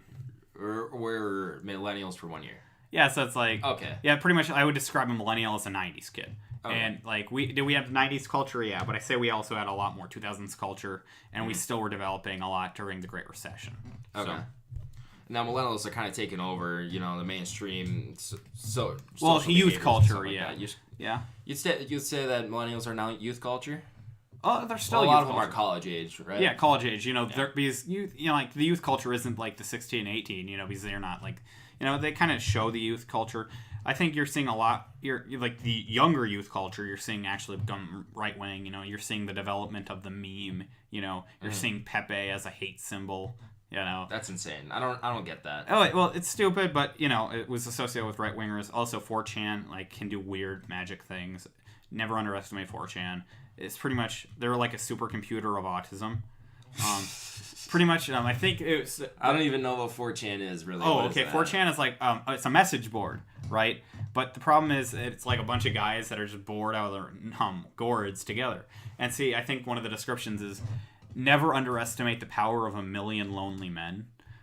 For example, like they were able to find a flag based on Stark and chemtrails. They were able to find locations of ISIS camps based on the stars in the behind of the video and like mountains. That seems like good things, though. Oh, they are. It's okay. But it's terrifying. They managed to convince certain mainstream outlets that the OK sign was a white supremacy symbol. I think maybe I don't know. No. Okay. Sorry. This. It's said like this. Okay. Because white P power. Okay. So white power. Yeah. That's what they were able to some media. That doesn't make any sense. Yeah. It's a. I'm sure it's just. Yeah. It's just seeing patterns and stuff. Yeah. I know. It's not some hidden message. Oh yeah. It's a joke, right? They trolled the heck out of the mainstream. And so they have a lot of power. And that's kind of technically our generation. Yeah, it's a lot of our generation, a little bit the older generation that feels exiled. And, you're seeing a lot of social crises happen at the same time, but that's just because post-scarcity. I could go on for hours about how we see a rise in economic authoritarianism, we see a rise in societal authoritarianism in response to modern nihilism and the death of God. We could also go into what is called demographic winters and how Japan could be affected as well as the rest of Europe and could see immigration trends and displacement trends. You're saying that you were talking about that before when you're talking about the age pyramid. You're seeing a fewer younger people than there are older people. Yeah, that's problematic. And that's unstable. But here, the reason I say demographic winter specifically is because so normal like in old days, when we were still youngins, before the Industrial Revolution, population pyramids are like this, right? You have your younger people, and then the old die off. Now, in the modern era... And that means that the population is growing as well. This is obviously kind of exaggerated, but that's what it looks like. Yeah, because like you have a lot of youth, but like a pyramid. They die off. Yeah, exactly. Well, the problem is that nowadays, it's this, right? But it's slowly becoming this. Yeah. To be exaggerated, it's like that. Yeah, like very exaggerated. It's pretty much going from this to this, which means that you actually have more older people to support the younger people to support them, and so you have a problem there. Now, why I say Japan and demographic winter is because it's a representative of like a larger worldly trend that I think might happen in absence of immigration, which is that people aren't breeding. In fact, Japan actually has a huge breeding crisis. Really? Well, yes, because you have two problems in Japan. And I say these as problems because they're bad for the breeding rates of Japan. Mm-hmm. You have the career woman that doesn't want to get married till she's got a successful career and she's in her 30s. Well, one, if you start having like babies in your 30s, you're actually increase the rates to have like autism and other mental disorders. Ooh. So that's one of the reasons we've seen an autism skyrocket. Besides just better diagnosis, is women breeding a little bit later in their life, but also you're seeing men withdraw from society in Japan because it's like, look, these women are rejecting me constantly when I'm in my prime, when I'm in my 20s, which actually isn't a man's prime, by the way. His prime is in like his early 30s and mid 30s. And so they get dejected and they just become like reclusive, hippies pretty much. And the other problem really is that since they just don't want to have the fight in them, and because of how like hierarchical the job market is and how there's not many jobs opening for progression, women are getting, these jobs, and they want women only marry up. Like almost universally, women only marry up. Okay, so if you don't have a higher job than the woman's probably not going to like you. Just not going to consider you potential for a mate. So the fact that women are always this high up in the pyramid, well, that means men have to get this high up. The problem is that the men, one because Japanese women are really focused. They're very hardworking career women. So they actually will refuse to date within this period of time, which like some American women, European women will actually tend to date in this period. They just don't want a long-term, marriage relationship. But no, Japanese women are actually just not dating in this period. So you have men that are just getting turned down left and right, withdrawing from society. And so you have the few guys that are up here, and these guys are amazing. These guys are gold, right? Because these guys have the pick of the pot, because women see that they're hot there's a guy higher than them, and they all surround them. But the problem is that the majority of guys aren't that, and the guys that are that, have a lot more power. In fact, and I think this is kind of generally shown through the fact that I think I once heard statistics, you have twice as many female ancestors as you do male. That doesn't make any sense. I know it's a mind blow, but yeah, if you look it up, you'll find out. You do. I can't really explain it well. I'll try to look that up. You keep going. But think about it like this. Because women tend to that general idea is that multiple breedings, men can breed, more so with many women. Women don't tend to breed with many. All right, men. I get it. So, it's just a problem in general. But so you see that. You see dominance hierarchies established, and you see it. I couldn't find anything about that, but I see what you mean. Yeah, but see, you have weird hierarchies established in Japan. They're going and they're going to probably go through a demographic winter, and they're already in crippling debt. So it's going to be interesting to see how Japan. Really, they are. Oh, Japan has, one of the highest debt to GDP ratios in the world. Really? They haven't had an economic bubble burst yet. Do you know the actual percentage? I'll look it up if you don't. I want to say it's around 227%, but I couldn't be. Oh man, that's really bad. I couldn't be sure, but I think that's around what it is. Yeah, one of the highest debts in the world per capita, GDP per capita wise, and but the thing is that because of the fact that they are still stable, they aren't dealing with the problems that Italy, Spain, or Greece are dealing with. Oh yeah, Greece. Could you explain what's happening in Greece? Because that's a disaster. Oh my God, yeah, it is 234%. Once you reach, because Greece, what's Greece at? I have it. Greece is at 181%. Okay. Debt to GDP ratio, I should say. Most of this is from Wikipedia. Yeah. So. Well, a lot of international political observers, like to go towards the mainstream. I tend to avoid that. So I can give you a really brief synopsis of Greece, but probably the average layman that actually has looked at Greece probably knows more than me. The main problems with Greece really revolve around. I'm gonna pause stop you right there. The United States, just give you some perspective. We have the largest debt in the world, and our debt to GDP ratio is 73.8%. And that just shows how incredibly high their debts are to GDP. Yes, indeed. Sorry to interrupt you there. Perfectly okay. I think that's a really good comparison. Mm-hmm. But so what you have is that Greece in general suffered, I think, really badly in 2008, from what I understand. And oh my gosh. Okay, so overall, what we see is that there's a big problem. You can step out if you need to take that. Oh, no. I don't need to take it. I just need to mute it. Okay. Sorry about this. It's fine. But yeah. Okay, cool. Just muted it. So, what we see overall is that in Greece, you had economic crisis. It collapsed. They also didn't have really good budget management, from what I understand. Their pensions weren't stable. So their economy got worse. And then, they have to take in massive amounts of immigration because they're part of the European Union. Mm-hmm. And they weren't one of the countries that said, no, we're not taking in immigrants. And, I mean, it would be extremely hard for them to do so because they're on the border with Turkey. So, overall, they were hit hard even by that. Mm. And then, if you want to add into a little bit more, you see that people aren't being, represented, and that leads to strife. Like when pretty much they were talking, the IMF was talking about, a bailout situation. Well, one, they gave them horrible terms. Pretty much, from what I understand, the International Monetary Fund, Germany in general, was trying to just give them horrible austerity measures. And, I mean, should they? I mean, pragmatically, maybe, but, on the same term, if you want these people to actually recover quickly and you want to slap their hand later, that's probably the best thing, so you don't have, a country devolve. And see, this is actually the thing. For example, a neo-Nazi party has gained... a decent minority status in their legislature. In Greece? Yeah, it's called the Golden Dawn. And now, let me be clear, because the mainstream media likes to throw on the term far right a lot. Okay, they call Republicans far right. They call UKIP far right. They call Le Pen far right. And actually, I don't think Le Pen was far right. She was a socialist who liked immigration. She was really moderate for what her party was. Mm-hmm. Golden Dawn are neo-Nazis. They carry around swastika-esque flags. They openly, fight against immigrants. They are bad cookies. They're racist as all heck.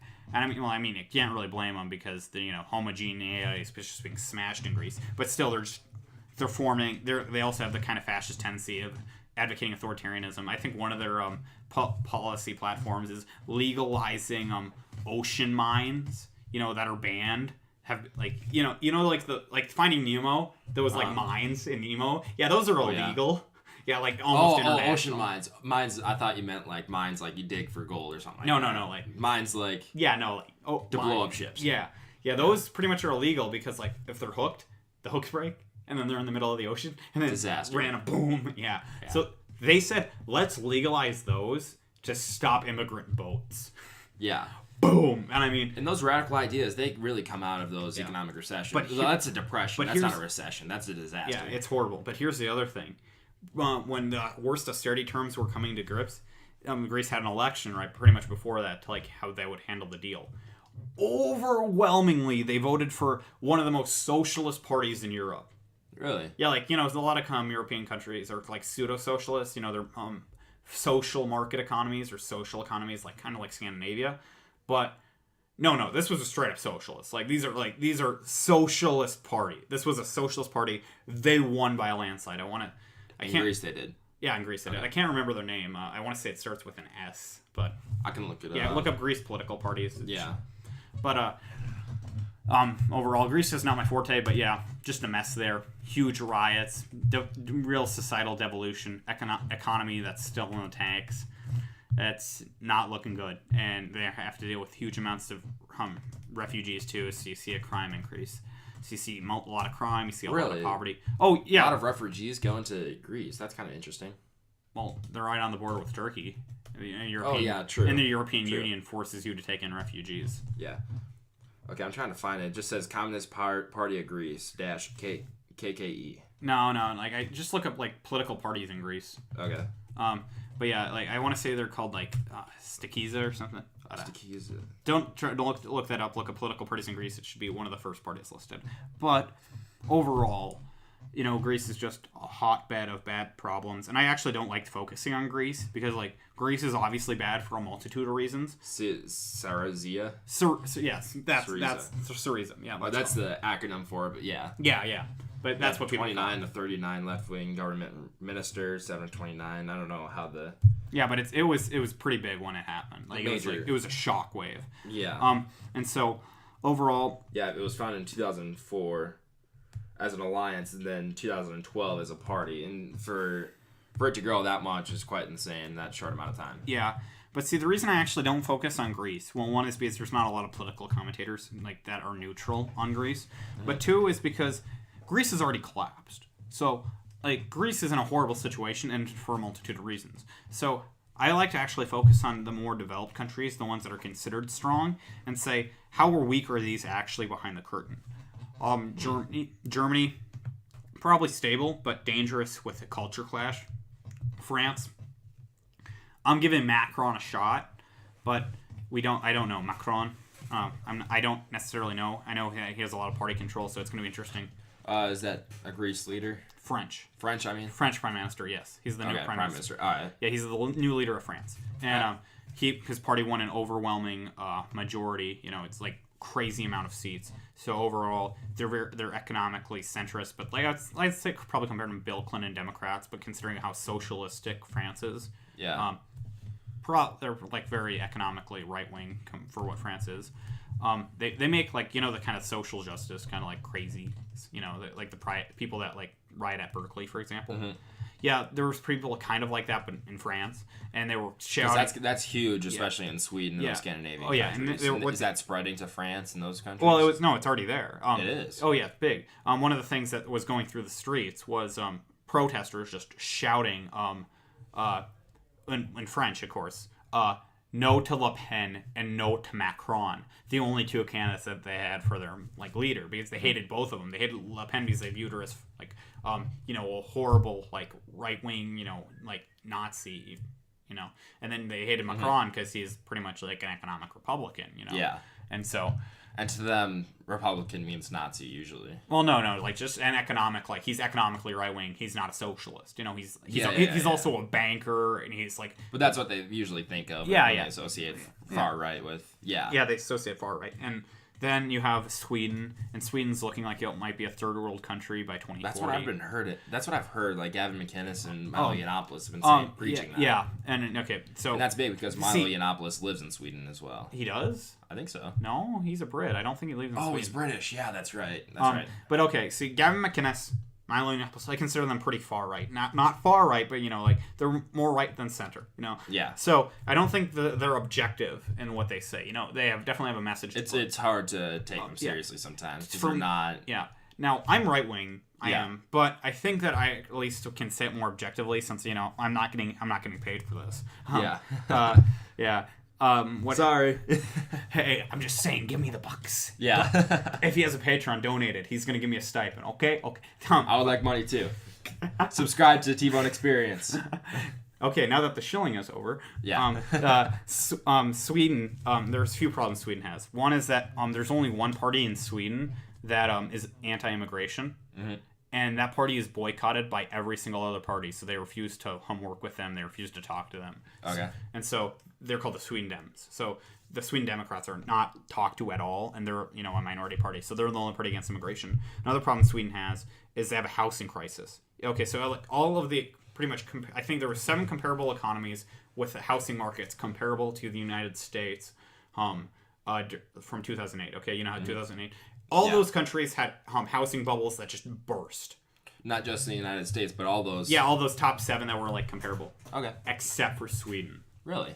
Yeah, and here's why. Sweden has a ridiculous housing demand. Like people don't it was like bad in 2008, so that's one of the reasons they weathered it. Because they need more houses. Yeah, they couldn't build houses fast enough for the population. Like I think it was back in 2008 they needed pretty much like a residential area the size of Stockholm to fit all their people.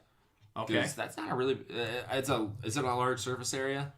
I mean, look at Stockholm's surface area, as I couldn't tell you, but still, Stockholm's a pretty decent city. It's one of the large cities. So for Sweden to say we need a residential area. Oh no, I was talking about Sweden, the country Sweden. How big is that? Well, I mean, comparatively, it's probably the size of maybe I would say the Tornado Alley. That's what I would assume. Okay.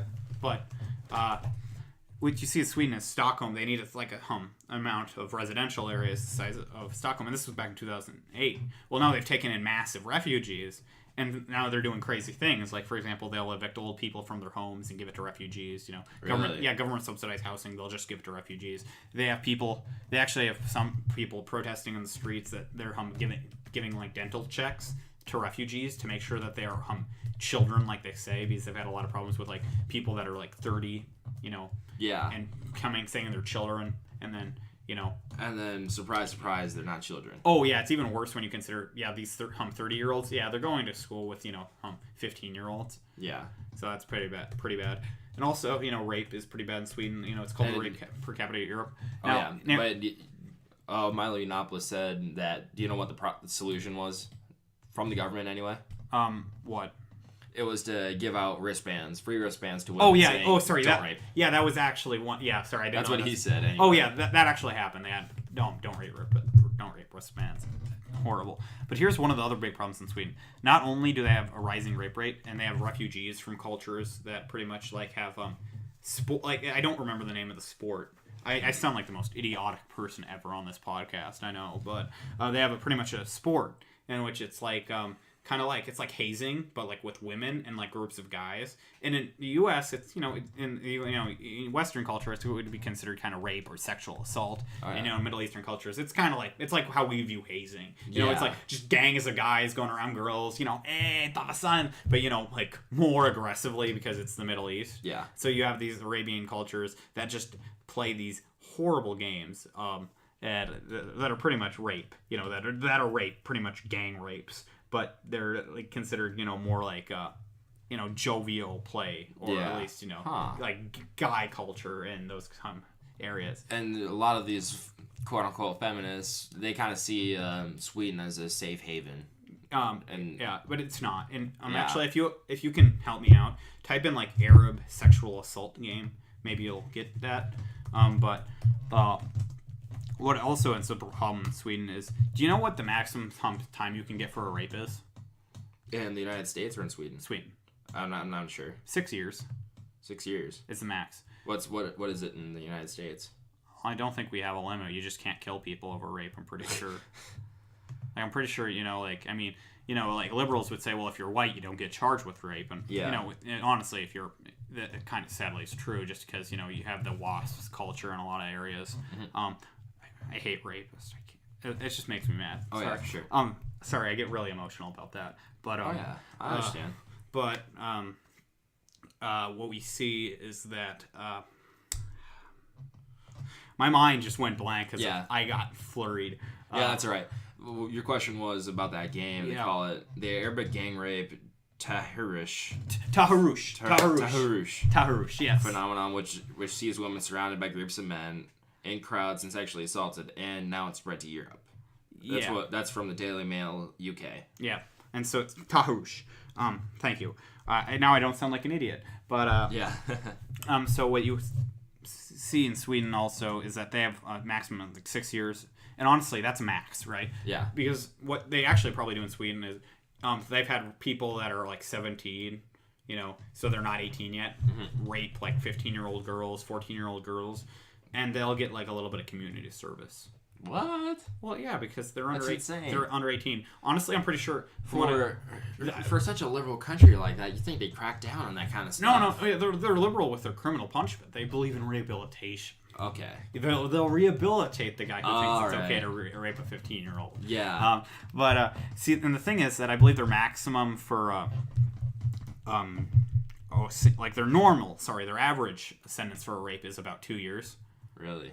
Yeah, so like the average guy who rapes, is 2 years. And that's really problematic because I think it was Ted Nugent, who obviously is kind of a far-right kind of lunatic, but he's actually really smart when you actually listen to him for a while. He said that, I forget it was some CNN news anchor. He said that there are 80 deaths an hour from gun violence or something like that, something crazy like that.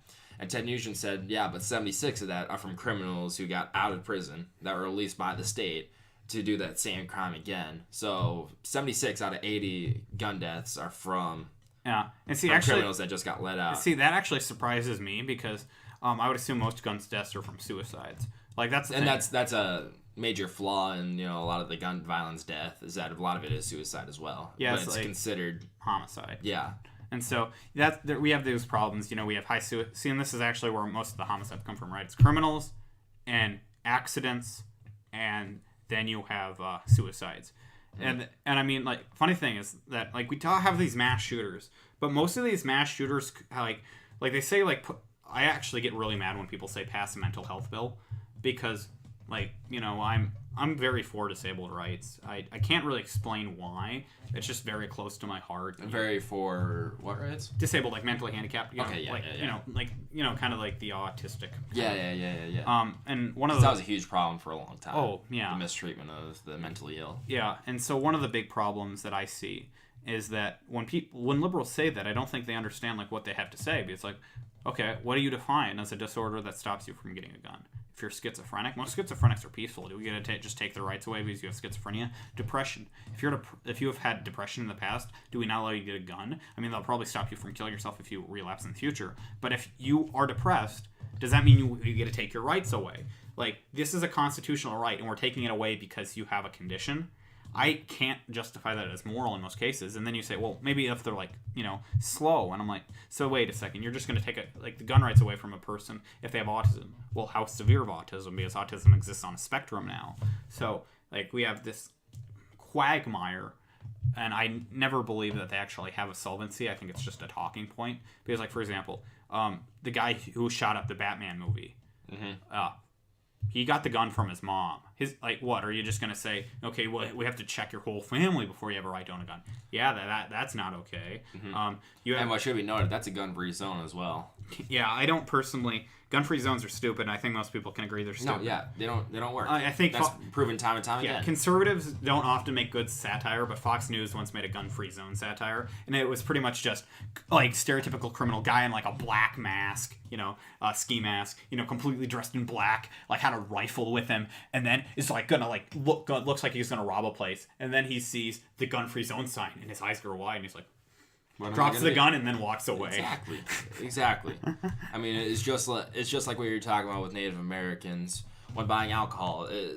If it's a gun-free zone, they're gonna buy guns outside of it. Like if it's illegal to buy guns in Colorado, they're gonna buy it in Wyoming. I mean, I understand the liberal justification for having schools be gun-free zones. I don't think it's like it actually works in fact. But do you really want guns to be at a public school? Like, no. Do you even really want teachers? Like, I mean, like, I don't necessarily want it. Like, I accept it as like a normal thing as long as like the teacher kept it in the desk. But even I, as like the most gun-loving, like, I think we need to maximize Second Amendment guy, doesn't just want children to be like around guns constantly. Like, I don't want them to feel like they're in a military state. Like, that's just not good for their psychological development in a free society. But there's certain things that just don't work. Oh yeah. So, for sure. I think another problem though is that when we're going back to mental health, is that then you had the guy who shot Steve Scalise, the Republican shooter. The Virginia shooter. At the baseball game. Yeah, his mental history. Like, he seems sane. He was a pretty radical guy, but it's like, well, at what point do we say you're too radical to own a gun? Oh man, you have these far left beliefs. Like, I don't want to take away far left people's right to own a gun, because that pretty much just says, okay, now I'm considered too far right. Now I get to have my guns taken away. And it's like, well, then you have to also have the government invading your personal privacy to figure out how far right or how far left you are, how much of an extremist. And it'll never work. Yeah, so, I mean, from what I understand, he was a domestic abuser, so maybe he shouldn't have been able to get a gun. But even then, I don't know if he got his gun legally. And I mean, yeah, I'm not really sure. I'm not even sure if that evidence came out yet. But yeah, and so then you have a lot of other shootings. It's a lot of times it's illegal guns or guns taken from other places, and when it's legal guns, it's people that have a perfectly clean record. For example, the jihadists that shot up Pulse nightclub that killed like 50 or something. Well, you can talk about. You can talk about whether he they had it coming if you're a crazy, like right-wing or like Islamist person who hates gays, or you could say, he's not an Islamist if you're really left-wing and you think that he wasn't ISIS-inspired and ISIS doesn't represent Islam, whatever. No, he was I ISIS-inspired. Yeah, That's I know. a proven fact. Yeah, I know, but if people who say he's not, some people say ISIS doesn't represent Islam. Those, so I'm you trying can make that argument. I'm trying to be bipartisan here. I personally don't necessarily believe a certain side, but I'm trying to be objective. Okay. So what you have is that he was a private military. He worked for a security corporation, so he had all the clearances. He had passed multiple clearances to become a security contractor. So it's the guy knew what he was doing. One of the reasons he was able to kill 50 is because he was trained and had multiple security evaluations by people that train people on how to be security operators. So oh, wait a second. So you're telling me even the guy who had some of the most training, had the most discipline, had the most everything that you would assume for a regulation, because these companies can't just hire anyone. They have to make sure they're good, skilled, individuals, right? That are also mentally sane. Oh, hey. Yeah, that guy shot and killed 50. He was one of the worst mass shooters of the year. Of all American history. No, I don't know if it's all American history. I'm pretty sure it was. The mass shooter, but not mass deaths. Not mass death, Timothy McVeigh's stuff. But, then you have, then you have San Bernardino. That guy was just an office worker before he decided to go blow people up. The problem is we can't vet these people. You either have to say, the general populace gets to have a gun so they can protect themselves, or we have to have massive gun regulation because you can't trust anyone. If you can't trust a security guard with a gun, if you can't trust a cop with a gun, if you can't trust your average guy down the street with a gun, you can't trust anyone with a gun. Yeah, but the problem is, guns exist.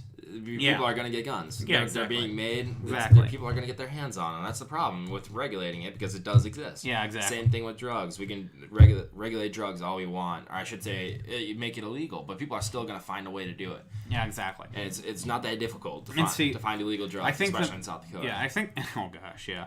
I could hook you. I mean... I have a Parse... ghetto, very the kind of the poorer parts of Sioux Falls. I have family over there, so I know guys who sell weed. Exactly. I know guys who sell weed. It would be stay away from that. It would be the same thing if we had guns. People would find a way to sell guns. And see, the main thing I think argument for the Democratic perspective would be, from that point of view, it would be okay. So on a cost benefit analysis, do you see more gun deaths when you don't have a gun culture, or more gun deaths when you do have a gun culture? Well, actually, you see more gun deaths when there isn't a gun culture in the state. You see the highest murder areas with guns. Well, they're in high regulation states.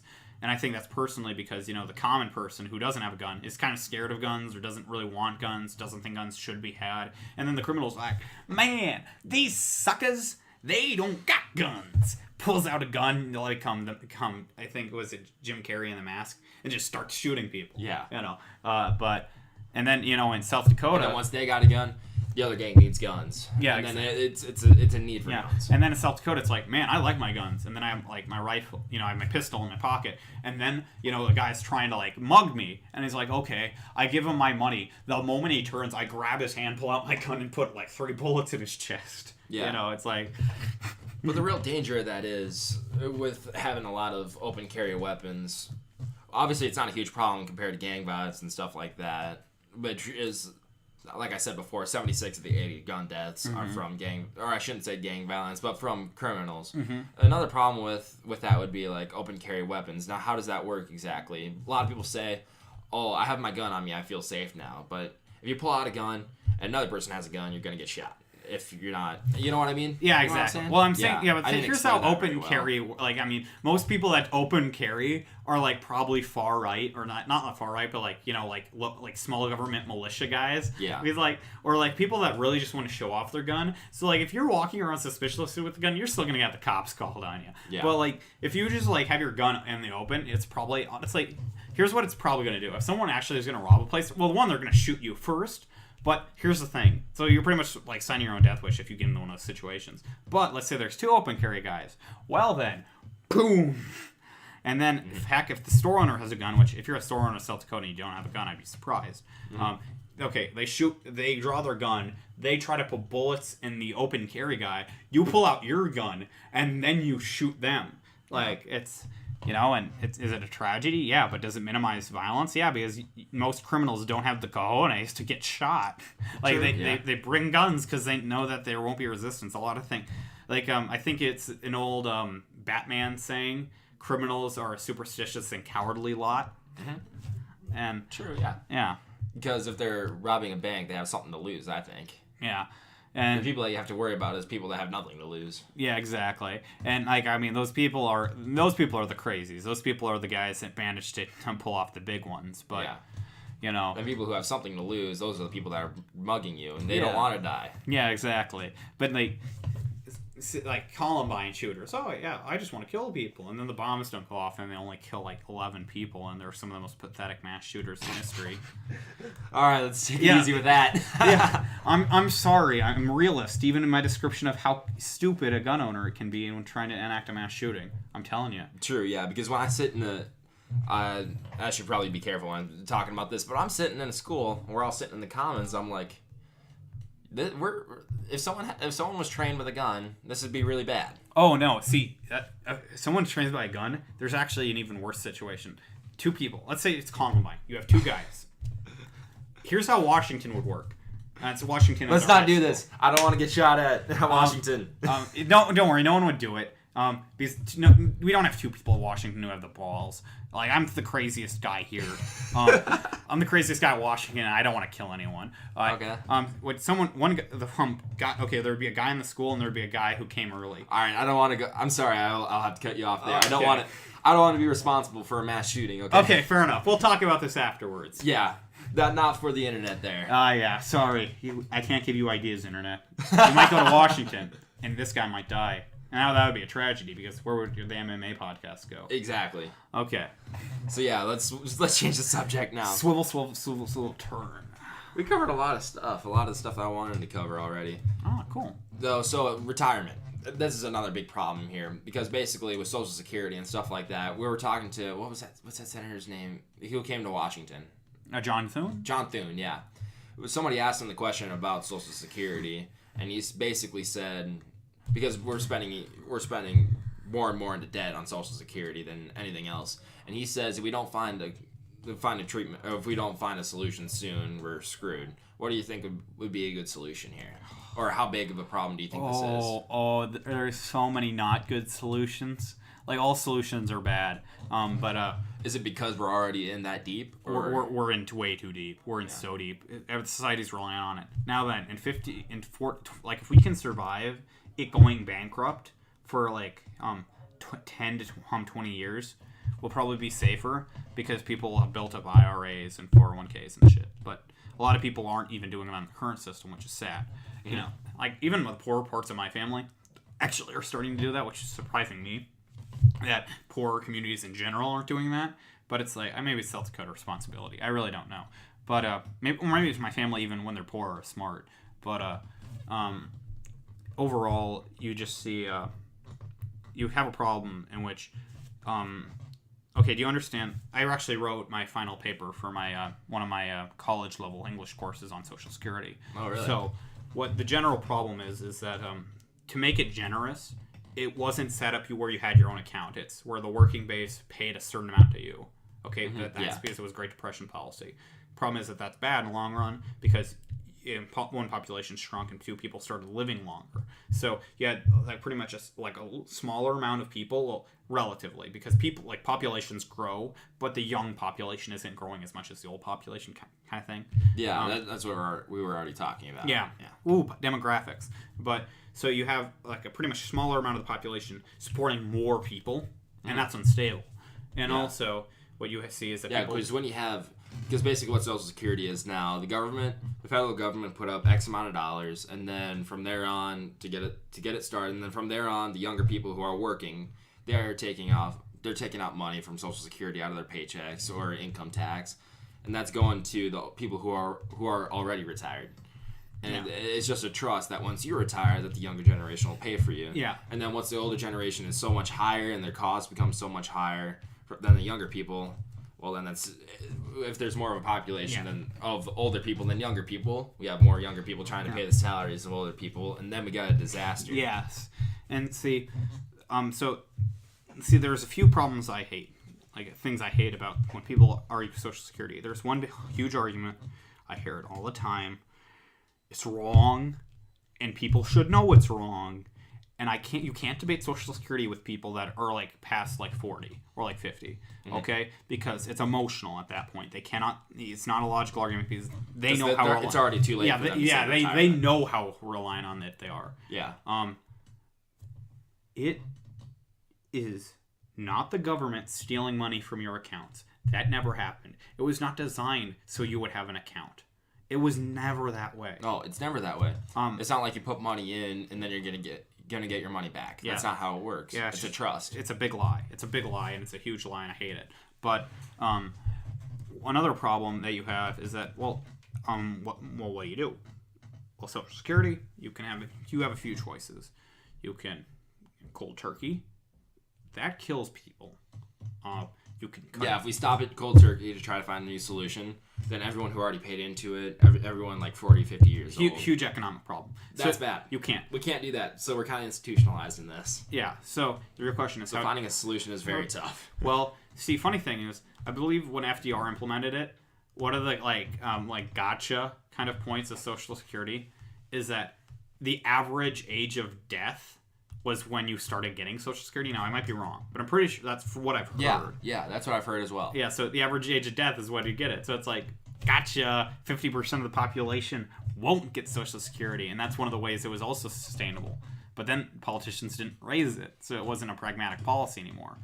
But funny thing, I'm actually, from what I've heard, minority communities actually prefer, so don't like Social Security either, because they know they die quicker, and they die younger. So they want to have control over their own finances more. They want to be able to retire earlier. Incentivize people to save for retirement and not invest in Social Security. Yeah. But it's forced, though. It's not like you can invest in Social Security. It's forced. If you don't pay it, you go to jail. Indeed. And so one of the arguments that I've made is, okay, let's figure out like a group of people.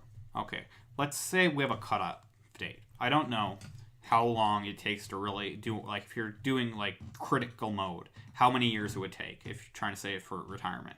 I don't know if it's, 20 years. I don't know if it's, 15. I don't know how long. But let's say, what is your current retirement age? Is it 63? Something like that. I thought it was a little bit more. I thought it was like 65, 67, something like that. It might be. Probably is. But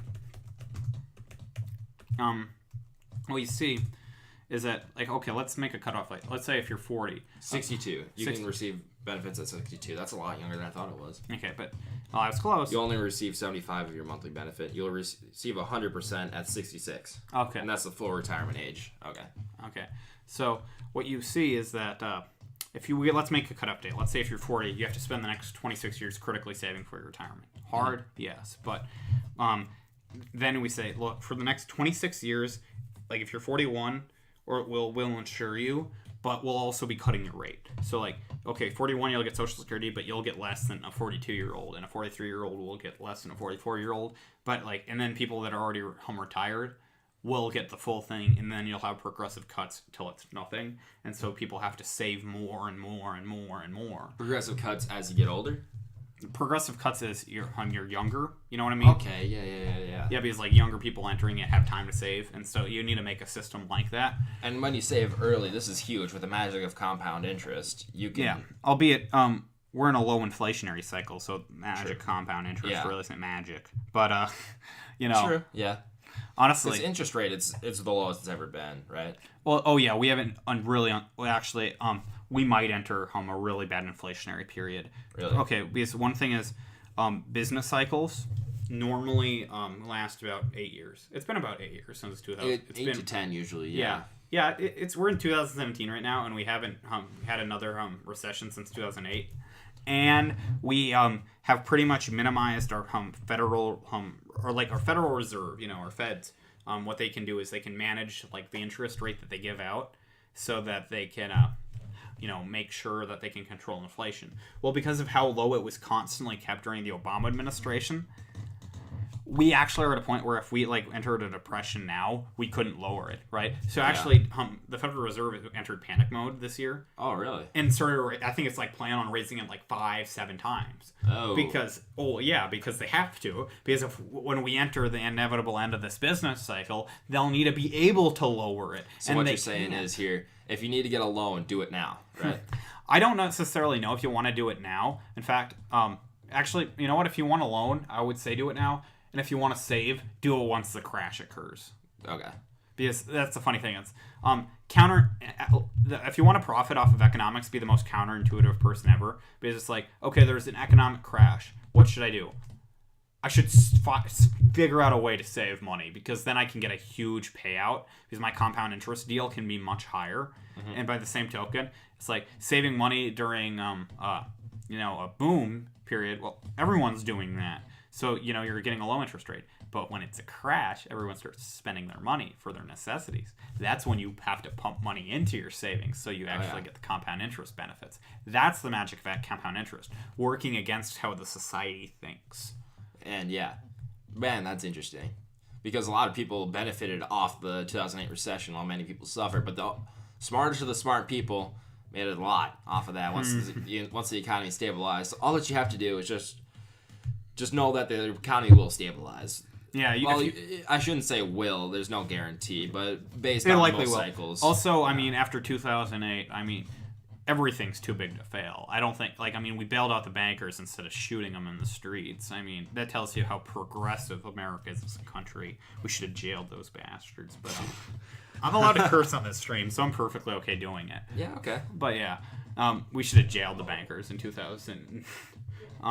Sorry, that's my brother right there. Okay, yeah, we should have jailed them. We should have jailed them hard, and we didn't jail them. So we have a too big to fail culture. So I think that even making risky investments is actually more profitable now than it was, 12 years ago or even 10 years ago before the crash, because people can make risky, gambles and probably be bailed out by the government if they're lucky. Mm-hmm. So with but I shouldn't say the impending recession that we're about to face, but based on most cycles, 8 to 10 years, we usually see a rise and fall. It's kind of like a wave. Mm-hmm. We've always seen that. So what would your advice be? Because it seems like we're on the verge of it now. Because right now, like if you look at the stock prices, it's all increasing. This is one of the peaks that we've had in recent history. What would your advice be to someone who wants to invest, like someone our age who wants to invest? Look, I'm not good at investing. I don't know how to really do it. So I'm not going to tell you what to do. Okay. There are certain areas. What do you think will happen with the economy, I should say? Well, it's gonna recede. I don't think it's gonna recede too much, but because the thing is, if the Republicans, manage to enact pro-growth policies, I think you're gonna be able to see a quick recovery from it. But there's gonna be one. But if you're gonna talk investment, there's always one go-to, and it's just invest in precious metals. They're stable. Metals, really? Silver, gold. Yeah, I guess so. They're stable. I've heard that those are really risky investments. Because those fluctuate a lot, don't they? I don't think they fluctuate too much. They're pretty stable. They're pretty much always increased. I mean, is it guaranteed? No, but it's decently stable because they always have value. They'll always have value. Yeah. If the economy completely crashed and there's no money left, and the federal treasury has no money left, you got gold. Yeah, it's like it's not fiat, and that's one big reason it appeals to people. Yeah. What I would say is more unstable is actually cryptocurrency. What's that? Like online currency, like Bitcoin. Bitcoin. That's made one thing I read relatively recently. Some guy, he bought $27 worth of Bitcoin. I'm not sure how long ago, and he forgot about it. And then recently he looked up how much it's worth. It was worth, I think, $800 million. Yeah. Well, did he? Was he able 800. Was he able to? He was a millionaire. Was he able to cash it in? Yeah. He was. Okay. Cool. But just from a weird investment that he made from Bitcoin. Now, do you know about Bitcoin? I'm familiar. I've heard Mark. I think Ruben. That one Hispanic investor. The owner of the Dallas Mavericks. Yes, is what he's mostly known for. Yeah, and I know. I know from the guy. He's the guy from Shark Tank. Shark Tank. Yeah, he's done a lot of different stuff. And a brilliant person. Yeah, he said Bitcoin has a bubble. Or at least I've heard he said Bitcoin has a bubble. I'm not necessarily sure if it does, but the thing is that crypto mining is risky. Eventually, for sure. It's not necessarily easy. I know a guy who is actually going into crypto mining, but he's mining Ethereum, which is another crypto. And the fact is, it's really hard to crypto mine. Like, it's pretty much like, if it's profitable, for it to be profitable, you already have to pretty much be a kind of guy that is willing to take a long-term investment strategy, which you're probably not going to be able to. Or have really good internet. You have to have really good internet. So Sioux Falls actually has decent internet. You have to have really good internet. And you have to pretty much you already have to have a good computer. And he's a computer guy, so he already had a bunch of computers. And he's making, it's pretty much like beer money. It's like a few $100, over the summer. But that's enough money to buy gas and, beer. Oh, yeah. And all he has to do is, not play on his computer as much. Mm-hmm. So, it's... And then he's putting that into this, I'm just going to call it Bitcoin. Yeah. He's putting that into Bitcoin, and that's just a risky investment that he's doing. Yeah, well, I don't know necessarily there's going to be a crash, but he thinks that the crash will happen in a year, not now. Because the thing is that it's bubbles, just bubbles. There's bubbles. The bubbles actually grow large. He actually was telling me about this. Bubbles grow large in cryptocurrencies, then they burst, they fall down, and then the bubbles come back again. Yeah. And so your main profit is you're not going to make profit. In fact, he's coming in at the end of a bubble, and he's still only making beer money off of it. So it's they're really like Bitcoin success really comes down to being a pioneer cryptocurrency, and also early mining was much easier than later mining because it's like a lot of weird math and stuff that I really can't even comprehend myself. Yeah. But yeah, so that's one of the weird investments. It's like investing in Apple on the first day it opened. It's just we're just breaking into that kind of market right now. Yeah, right? exactly. And that's really interesting to see because Bitcoin is just a universal currency. It's not a nation.